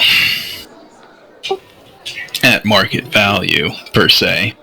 But it's certainly worth more than that. Also, I would like to add, having seen this particular sword in action, I think you find that on top of shedding light, it also deals a little bit of a extra punch, if you understand what I'm saying. You see, you I like. I am already familiar with these blades, but I enjoy your enthusiasm. But let's face it, it's essentially just an expensive nightlight. A nightlight that can stab. This is true. I'm thinking more. Perhaps you would be willing for a trade. Maybe I have something to offer. I'm open, and I look to the rest of the party and signal for them to look around the shop while I continue to haggle. Potion. I was hoping that you might have a hunk of cheese and maybe some meat. I'm sorry, I don't really deal in the food products. I believe there is a tavern, maybe, that you could go to. They would most likely be able to supply you with such things. Do you have an empty water skin I could purchase? And he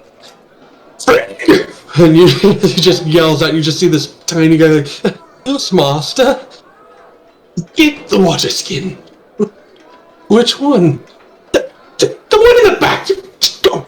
He just kind of like shoos him away, kind of like lifts his hand like he's gonna slap him or something. You just see this little guy just kind of crawl into the back, and you just hear all sorts of noise as things are being thrown around, and he like comes out with just a sort of normal water skin. He's like, as he's walking along, you actually see him like uncork it and kind of like pour out something that was inside.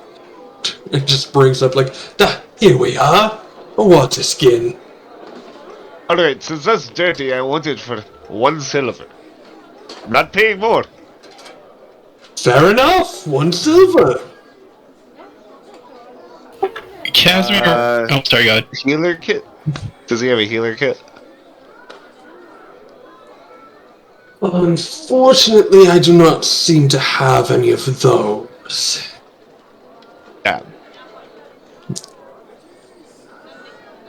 You could ask around the outpost. I'm certain you've seen the physicians. Oh, They they're might have awful. something. They're terrible. I've never had them treat me, so I do not know. Ah, yes. Is there anything of interest you are particularly looking for? What does he have, like, for show? Just around him, you see sort of everyday items almost. You see what looks to be a large, full-size, like, mirror that, like, a person would use for, like, when they're dressing in the morning. There seems to be, like, maybe some toolkits lying in the back. A lot of standard stuff. Make a perception check.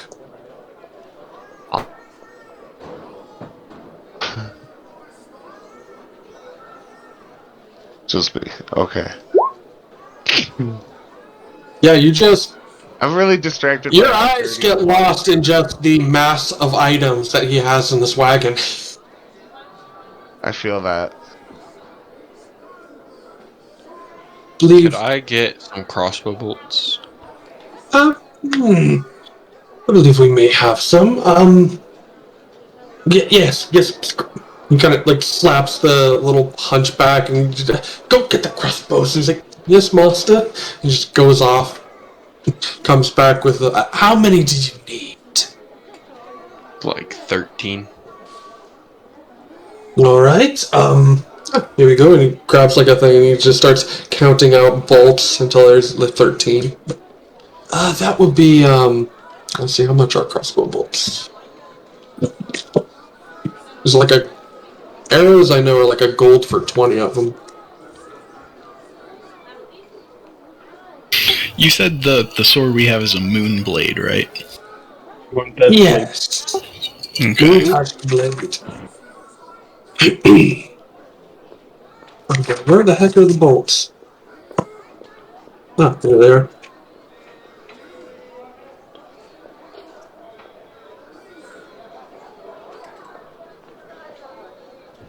Yes. For my friend here, I point to Atanaz. I was wondering if you might have any shuriken?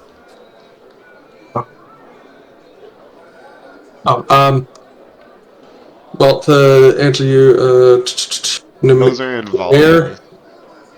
Oh yeah, the crossbow bolts are 20 for 1 gold. So I don't know if you just want 20. If I give him like 6 silver, could I get like the 13? Yeah, I'd say about that. Yeah. Shurikens, I don't know how much those are. it says in Valdas that they're 5 copper pieces. I don't know. I just feel like this goes with your vibe, Atanaz. They're 1d4 slashing, finesse thrown 20 to 60. I'll take some. Let's see, I think I may have picked some up along the way. Yes. Also, what are you back there? Strange Check for a boomerang? A boomerang. Of course. And he kind of just goes, kind of like slaps the guy next to him to go get a boomerang. See if you can find one. I don't care, make one. Here, we appear to have about 5 of these, strange, wonderful little things. Can Yarrow try to sneak in the back following the halfling? You can certainly try. I'm probably not gonna succeed, but yeah, stealth? Yeah? Yeah, it's not gonna succeed.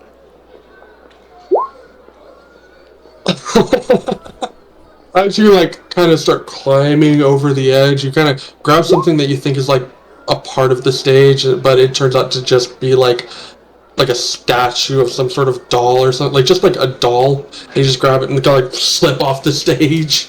And he's kind of oh, I'm sorry, dear girl, but the dolly's not for you without money. And he kind of picks up the doll and puts it in the back. Sorry, I just wanted to see everything you have. I can't see my height, I'm cursed. Looking around, do I happen to see if he has a flintlock at all? You can ask. Do you happen to have any firearms? Let me see, I think we may have gotten something. Yes, of course. And kind of reaches back behind he literally climbs over and reaches behind what looks to be some sort of wardrobe. And from the other side, he pulls out a simple flintlock. Yeah, here we are. Not too bad looking. The wood's a little beat up, and there might be a little bit of rust here and there on the barrel, but it's in fighting shape. And that would be... You really don't take care of your merchandise. Are you sure it works? To be fair, I bought this when this is how it was when I bought it, and I'm sure it works, as he just points it into the air and fires it. You just hear and you just see a bunch of people looking, and it's I'm sorry. That's not good firearm safety. I never used them myself, but How much do you want for it? How much? I gotta pull out Voltas now. Let's see here. Equipment. Weapons. Firearms. There we go. 75 gold. 75 gold. That's what he wants for it? This will be about 75 for this. I don't know. I already got a boomerang, which was 2 gold, and I got a water skin for 1 silver. So, does anybody who wants some stuff, I don't want to spend all our money on a fucking gun. I can get that later. I'd say if you just want to take the gun and then we get a healing potion as well, like maybe 2. Oh yeah, does he have healing potions? Healing potions. Unfortunately, they have been bought out at the moment, as you see are currently under siege. But I might have something else that could help you. And he goes into the back and he digs around. You see him pull out this small box. He comes forward and he opens it and you see what looks to be a brass ring. This is a wondrous little item I managed to cure. This is a special ring. Are any of you spellcasters by chance? Most of us, yes. Yeah. Most of you! Very impressive! That many traveling together, no wonder you survived the attack. Well, this little ring is a relic of the old world. Attune to this, and it will give you knowledge of whatever spell is connected to it. So essentially, if you attune to this ring, you essentially, for spellcasters, anyone who can cast a spell of level 1 or higher, you will gain the healing word spell to your list. Just the spells, it doesn't count against the ones you have prepared or no, it gets added to your list, but you still have to use your spell slots to cast it. Essentially, all it does is give you access to the spell, but you still have to use your actual spell slots to cast it. And you have to attune to it. That's pretty slick. That's pretty cool. I would be willing to let this go for, say, 300? Casimir wants to look at it to see if he can discern the rarity of such a ring. You can make a intelligent the rarity. Like, it doesn't matter. I would say make an Arcana check if you want. Okay. I like Arcana better. Arcana or history, but these rings, you know for a fact, can be quite rare. So the fact that this guy even has one is probably lucky as fuck. 300 seems reasonable.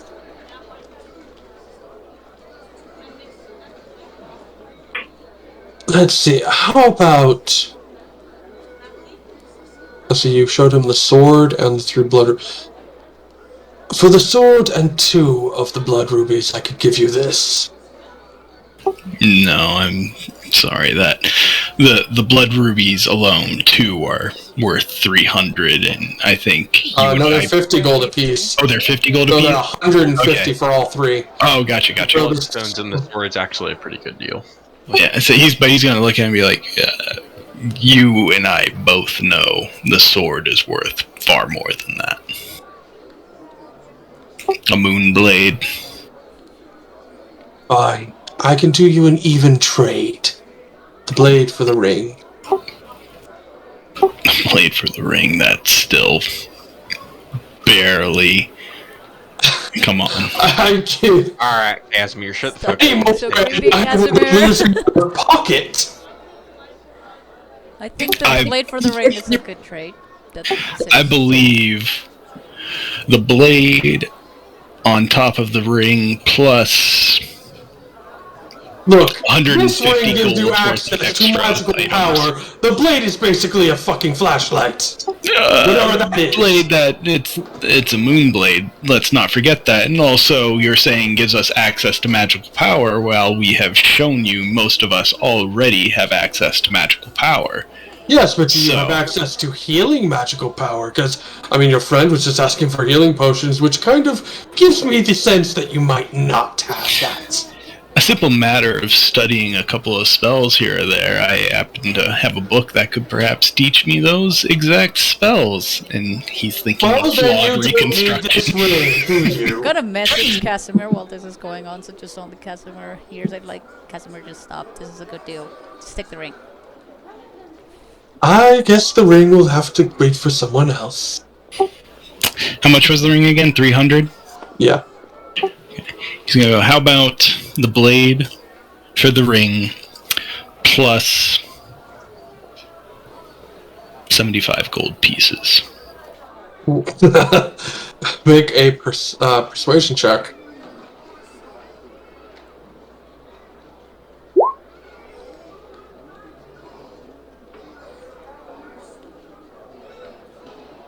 An even trade is what it is worth. I understand you wish to have some spending coin, but if I give you 75, I would literally be losing money out of my pocket. 50. Casimir, how about 50 we then. sell? We do the even swap, and then we sell the bloodstones, and we'll still have 150 gold to spend. He's just See, your friend knows how to do business! Casimir's just gonna raise his hand. 50 gold then. Stick his hand out.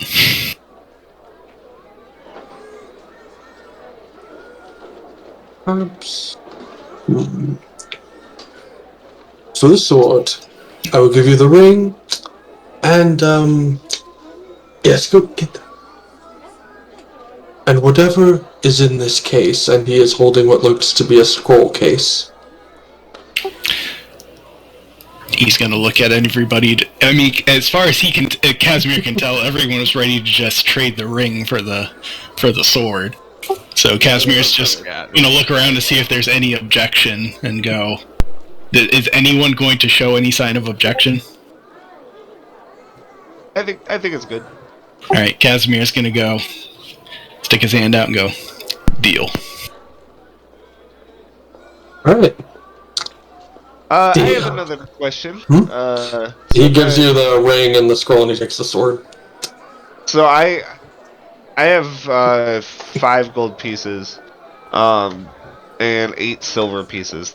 Bombs in Valda's cost 2 silver pieces. Can I buy any bombs from him? Oh, let's see here. Are they with the rest of the firearms, or are they in somewhere else? They're the exotic ranged weapons. Okay. I won't be proficient with them, but I can still use them. Exotic range. A bomb, 2 silver. Yeah, he kind of I have 2 of those in the back. Only 2? Only 2. How much you want for them? Oh, what was it? 4 silver. And we'll call it a deal. Hands you the 2 bombs. The 4. Yep, takes the 4 silver. Sweet. Was there anything else you needed? I think that's all. Any other magic items, perhaps? I noticed the gentleman over there with the quite shiny armor. Atenas? Barnabas. No, Barnabas. Let's see. For sale. You're kind of looking through an eyeglass and see the little blue lens kind of lighting up. What of the horn on your side there, dear boy? What of this horn? I'd be willing to purchase it. Would Casimir, would he know anything about the horn yet? I don't know if he's done anything with it. You guys haven't checked the horn at all. Casimir's gonna be like, perhaps once our dealing is done, I'll return later once I feel like I've properly apprised this horn. I could do that for you. Very well. And he hands it over. So Horn kind of like looks at it through this. You can tell by now, whatever he's looking through seems to be some kind of magic item. Yeah. As he is essentially identifying these. For 1 silver, I can tell you what this does. 1 silver. Tell me what it does. Price for my services. That's more than fair, good sir. And I give him a silver piece. This... Notes.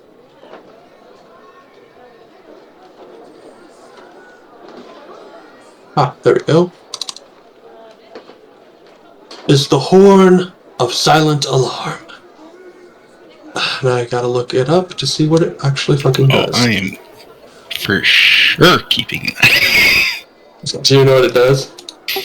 4 charges, action yeah, I know blow the it. gist. Yeah. You can essentially target one creature, and when you blow the horn, only they will hear it. Yep. Yeah, so that's what that horn is. It is the Horn of Silent Alarm. Yeah, it sounds way too valuable to give up considering our... I can't see what the range is. 60 feet. I'm sorry, 600 feet. Provided the creature is within 600 feet of the horn. Okay, I was and looking not at the wrong deafened. thing. That's why I was looking at the wrong thing. Yeah, so you target creature within 60 feet, you have 4 charges. 600 feet, yeah. And yeah, as long as they're not deafened, only they will hear the horn. No one else.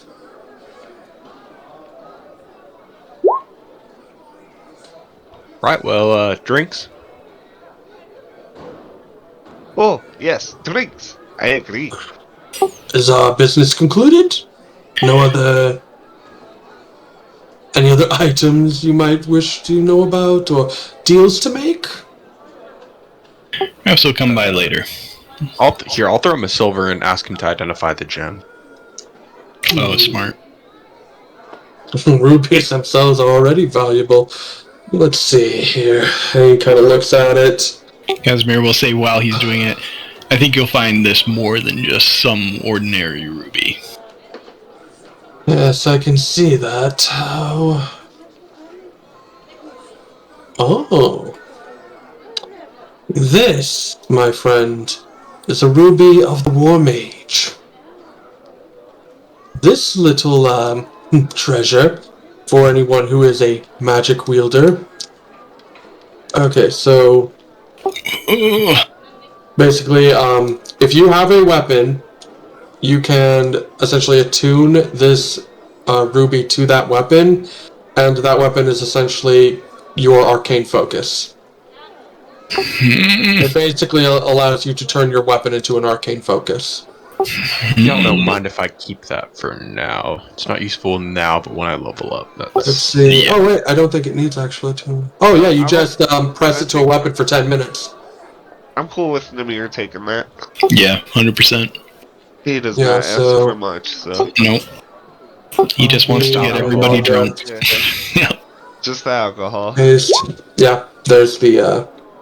They're sharing a drink, it's called loneliness, but it's better than drinking alone. Alright, so I got 2 of those bombs. I got a ring, which I can throw it, and then it comes back to me. Nice. Nice. Yeah, so basically it just makes whatever weapon you have as your spellcasting focus. Alright. Dex instead of strength. Anything else you wish to purchase?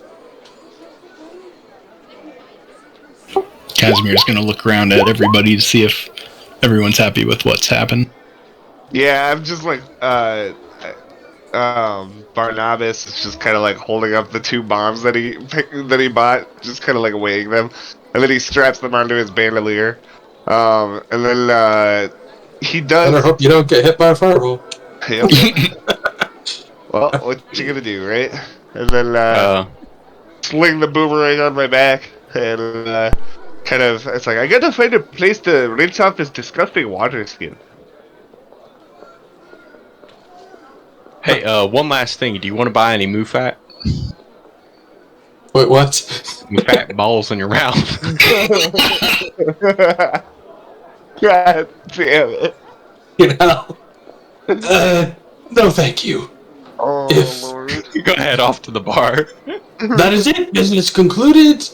Is there any like voodoo dolls or any like weird Like like obscurities that are there? Like anything that looks like Obscurities. macabre? anything that Do you ask him this or do you look for something like that? I'm looking, but also asking while I'm looking, just for Make anything. a persuasion check. Persuasion. All right, I can do that. Maybe. Come to the back for a second. I think I might have something for you. Gladly. He's gonna look to Namir and say, "I'll meet you at the bar. I'll be back in a moment." Always Casey being the one to hold you guys up. But before he does, I'm gonna slide up to him and I'm gonna hand him 2 gold and I'm gonna say, "Hey, can you see if he has any ball bearings and get me a couple of bags if you would?" And then I'm just gonna leave. Casimir's just gonna take the 2 gold and be like, "Certainly." Alright, I say to the party as I leave, "Alright, we're not waiting for him this time. Let's head to the bar." Well, as you enter the back, just to get things, he digs around and he pulls out what looks to be a small, thin journal of some kind. I purchased this from a strange figure a little while back. It might be exactly what you're looking for. I want to look at it, open it up, and see if I can discern anything from it. As you open and look through, it is a manual on charm crafting. I'm getting that shiz. I would say 5 gold. Actually, there was something that came with it. Kind of pulls out this like sort of leather, almost looks like a doctor's bag. But kind of opens it, and it's just filled with all sorts of tools and instruments. I'd say with the whole package, 10 gold.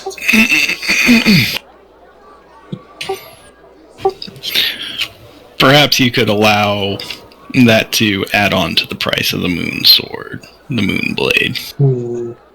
Certainly you can sell it for at a far greater price than what we gave it to you. How about we make another deal? I'm interested. And your little party, are they looking for work, perhaps? Always. There is something in this area that I'm wanting to collect, but unfortunately the little creatures outside make it difficult. I am looking in particular for a creature that wanders the rivers around here. What kind of creature?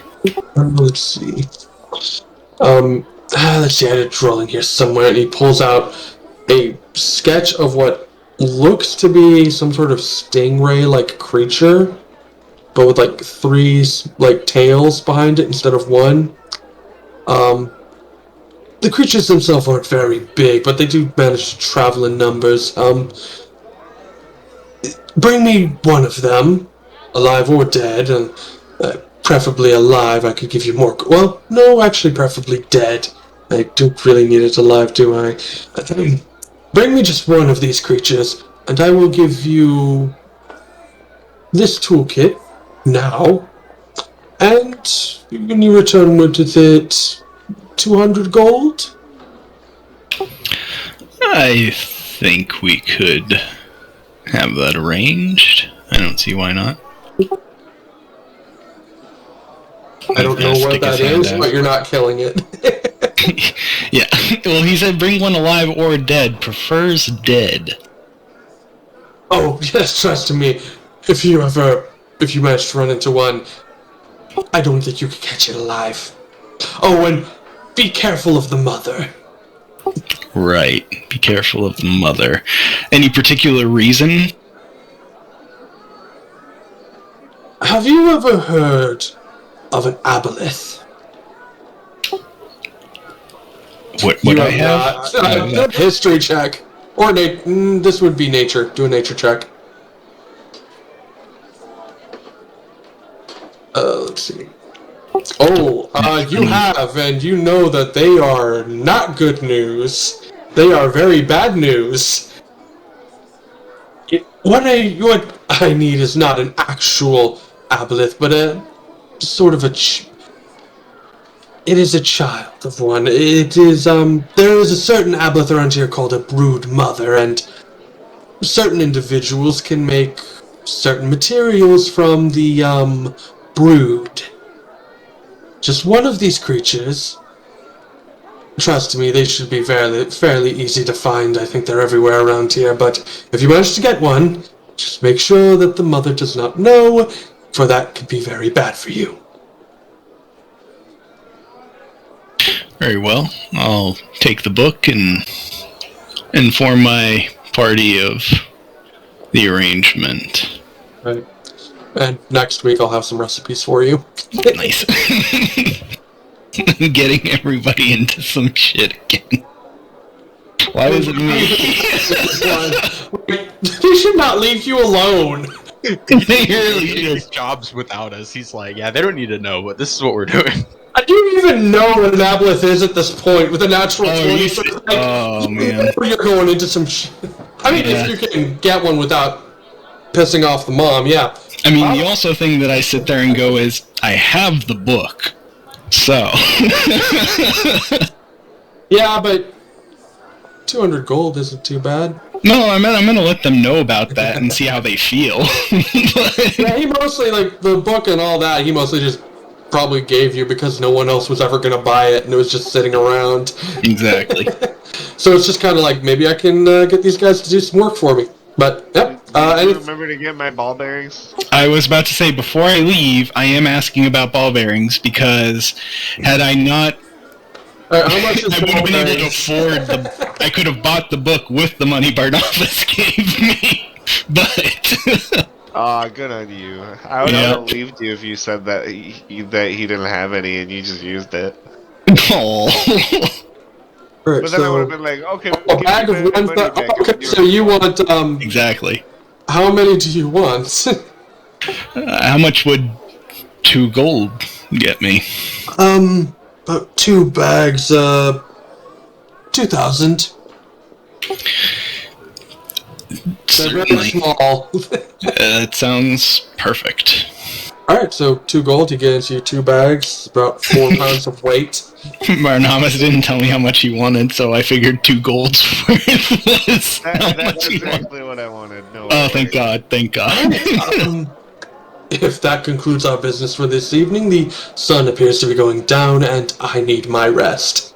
Absolutely. He's gonna take the book and just kind of shake it above his head and like, we'll let you know once we've concluded our business. Please do. And he's gonna immediately walk out. Yep, as you walk away, you just hear him like, shut the damn door, you idiot! Come on in! It's like, sorry, master! It's just like, you see the, like, stage getting lifted up. Because we have halflings. Yeah, now I really want to screw up this dude. Yeah, we're Right? on fire. Oh, you didn't even talk to the halfling, so you have no fucking idea what his thing is. Okay, so, tavern? Yeah, Casimir's drinking with Namir. Let's speed things along here. You guys do find a tavern. I would say all of you for the night, number of drinks you probably have would probably be just 1 gold. For essentially all of you, depending on how much alcohol you want. 2 gold maybe. Casimir's not getting drunk, but like enough to have a nice buzz. Alright, yes, I'd say anyone wants to just toss a gold. I'm gonna spend my last 2 gold and he's getting fucked over. Oh God. Alright. So you guys have an evening. If Casimir wants to tell everyone of the deal or not, that's up to him. Does anybody need a bow? Does anybody want some arrows? Or does anybody want a longbow? Because I don't need it anymore. Nope. Alright, well, as we're walking, I litter. Throw this shit on the ground. Casimir will tell everyone to be like, by the way, I was told of a potentially profitable business venture we could go on. We just have to hunt some stingray with 3 tails, avoid alarming the mother, and we would get 200 gold from it. Maybe we should do that instead of going to the bar. How does everyone feel? I would like to go get into trouble and make 200 gold. I would say it is 6 ways. That's 33 a piece, except for me that gets 35. Right. Who are you doing Me. insight for? The other If I check on see what if Casimir is telling the whole truth about the deal. I mean, up to you to say. I was about to say with that, I mean, You're pretty The much only- telling the truth currently. You're just, Yeah. I mean, you might, I guess, the only thing that I omitted the was the truth. book, but I was literally just about to say that to everyone. I was literally just about to say I talked about potentially taking this deal in exchange for this book that I think could be beneficial to us. But we have the book, and we are also planning on heading about our way. 200 gold is nice, but also the things I could do with this book are very profitable as well. We don't necessarily have to bother to engage on this venture. Unless you all want to. Make some coin. I am always up for making some coin, and we did just have some dwarvish coffee. Maybe we could put off, having another drink for now. Perhaps. How does everyone else feel? Like 2 gold into some drinks. I mean, it is starting to get, like, by the time you guys started drinking, it is kind of like 9 o'clock at night. So the night's getting on, and you get the feeling that they might not let you guys outside. He's like, man, don't worry about it. We'll do it later or not at all. Whatever happens.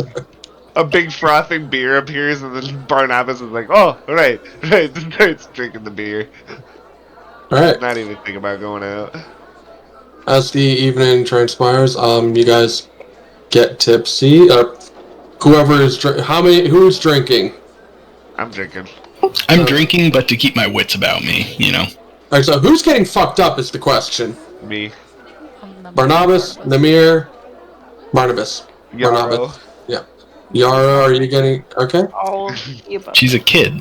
Okay, Jax, you want to get Yara's drunk? never drank. Like, she's not gonna start now. Oh, we're gonna peer pressure. I can... what'd you say, Kristen? Yeah. Okay. Yeah, just getting turned. Atanis, you want to get drunk? No, I'm just drinking from my own flask. Alright. So you three are drunk. By the time it gets later into the evening, the tavern does close, and you are essentially let out. Cafe and Yarrow actually probably tell you about the barracks and the sleeping situation, so there's some free beds for the night. Guys, have anything else you want to do, or you... Go stumble up to Kaz and be like, "Hey, so Kaz, you say you want to talk about something later. It's later now." Right. Perhaps once you've sobered up, I'd rather you be No, fully coherent. man, I got it. Just lay it on me. Right. Well, I talked with Auntie Gretel, and to put it simply, it would appear those that we're traveling with and you and I's fates are intertwined. Yeah, face intertwined, so they're fucked. Well, if anything like you and I, yes. He just kind of laughs and puts his hand on the mirror's shoulder. He's gonna stumble back to his bed and get Is this fucking been sleep. hush hush, or can we all hear it? it's No, up to you them. could probably all hear it because Oh, yeah. Amir's fucking blasted. He's like just talking. Casimir would have said it in a rather hushed tone. Okay. So unless you were like saw them whispering and want to actively, but yeah. If there's nothing else, you guys arrive to the barracks. Yarrow and Cafe they have their own private room. So does the family, as that is what they got here early and got here first. So the rest of you are essentially kind of forced to sleep in the more public area room. With like essentially there's about 6 beds on each side as they kind of like go along the wall towards the back. kind of like if you've ever been to a military barracks or seen one. But you all lay down your heads for the evening, and Yarrow, join me in whisper. So, Yarrow, I know you want to know what happens, but first I got to describe the rest of Casey's event of what is currently happening. So, Casey, What did you do? He's concerned. I'm very. As you wake up from this nightmare, from the raining blood, you get up. Yeah, you get up. Did you say raining blood? I'm sorry. Yeah, like that Slayer song. Yeah, well, you wake up in your bed. You literally launch yourself forward. You kind of have to breathe. Your hands shaking. You look at your hands to see if you can find any of the blood. You don't see any. Then suddenly you feel something hit the back of your hand. A drop. With your dark vision, you can't discern color, but you would be familiar with what blood looks like as you see more of it drop on your hands.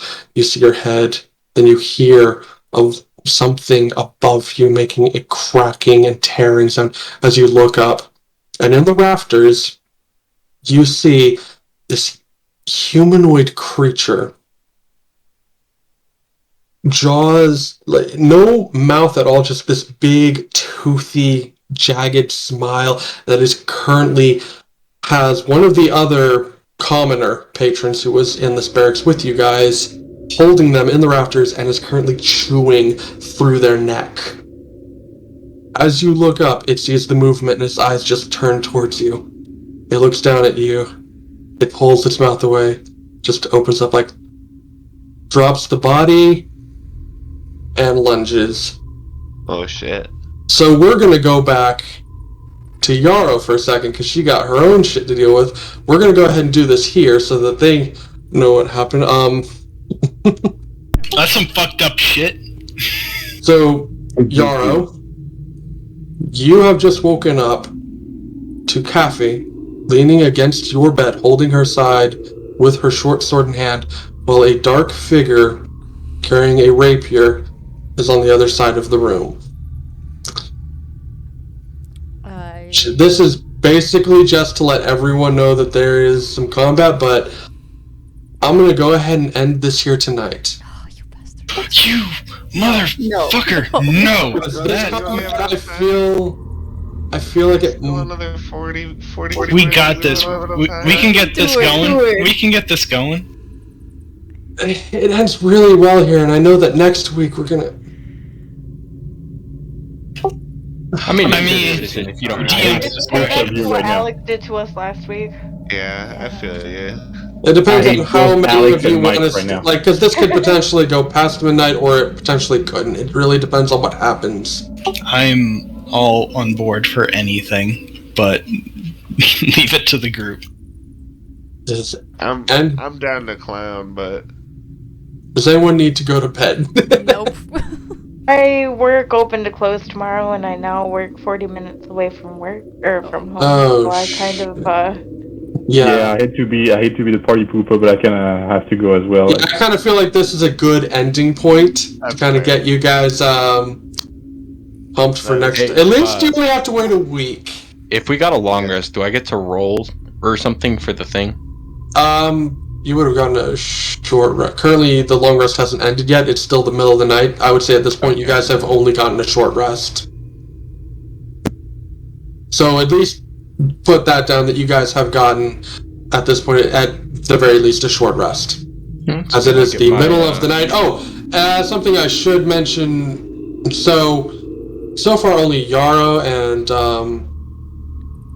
Casimir are awake. The rest of you are still asleep. Something you would notice, Casimir, as you woke up is your dark vision doesn't seem to work properly, as you cannot seem to see past 10 feet in front of you. Sick. That's what I like to hear. Anyone who has been to my Halloween one-shot may know what this creature is related to. that's sick nasty. Casey wasn't there for it. Nope, I got no clues. Oh, I forgot that you I didn't play forgot the that one. creature. I Yeah, I just have no remember idea what it is and I'm either. not happy. Oh, it's not the exact creature, it's a weaker version, but yeah, this is gonna be fun. I just remember my guy getting like absolutely killed by it. So Yeah, so dark vision and light is gonna torches are only gonna go to about 10 feet, and your dark vision is only gonna go about 10 feet because the darkness here just looks like it consumes everything. we get Sick. gay ass though. Are we? And we sold the sword that has light. Of course. Oh, that's no I was like, oh my god, that would have been so useful in this fight. I can set my sword on fire, so I've got that Oh, covered. good. Does that actually get? I guess it would give off light. Yeah, I would say 10 I'd feet say of be light like a would be, torch. Yeah. At the very if I least 10. set my Yeah, I would say sword on yeah. fire. Yeah, if it's on fire, yeah, I'd say that's about a torch. So yeah, you'd have 10 feet of light. But anyone who doesn't have dark vision, you're essentially going to, when you first get into the map next week, it's going to just be dark for you because you need a light source. Sick. That's what well, I mean, I have dark vision, so I'm okay. You guys with dark vision are okay, but like half the group has dark vision and half of you don't. Go So from a nightmare, saying nothing. Cool. oh, you see something. Yoro has dark vision. Yeah, but Yeah. Up to 10 feet. See, that's what we like to hear is you wake up and you're like, hey, you know that nightmare you were having? Like, it's for realsies. Yeah, so, like, that's cute, but... Well, the part that really should freak you out is the fact that you guys have gone your whole lives being able to see in the dark and suddenly you can't. Yeah, I'm sure that's going to be very jarring. yeah, I have 120 feet dark vision, so Yeah. And that's suddenly down to 10. yep. I mean- I didn't drink. Yep. I know it was a little early to end, but I felt like that was just a really good place Yeah, to... that is. You guys took a lot of time with the role play and shopping and all that, so I was like, yeah, we're just gonna end it here, because I was like, this was what I was trying to get up to for tonight. This was the part where I was like, you guys are either gonna love this or hate this. Oh, I can't wait to fight these guys. All I can say is This was fun. I love the role play with all you homies. I'm super glad I took the hex that I decided to take. Ooh. So, I think that'll work out well for me. Do you think it's a bad idea to throw bombs in this barracks? Probably. I'm just gonna go on a hunch and just say, I want to tell you, I think there's like, when you guys went to bed, there's like, I think at this point, well, one of them is dead, but there's like 4 more commoners sleeping in this barracks with you. I would put it this way: if you were in a hotel room, would you feel safe throwing a grenade? I mean, like, if I was getting attacked by, like, a Yes. shadow monster, like, maybe. A shadow monster. If I'm having a nightmare and wake up and it's real, why not? Like, Yeah, I mean, like, what do I have to lose? I mean, that is a very fair point. Alright, I'll stick to the boomerang, because I don't think I can cause too much damage with that.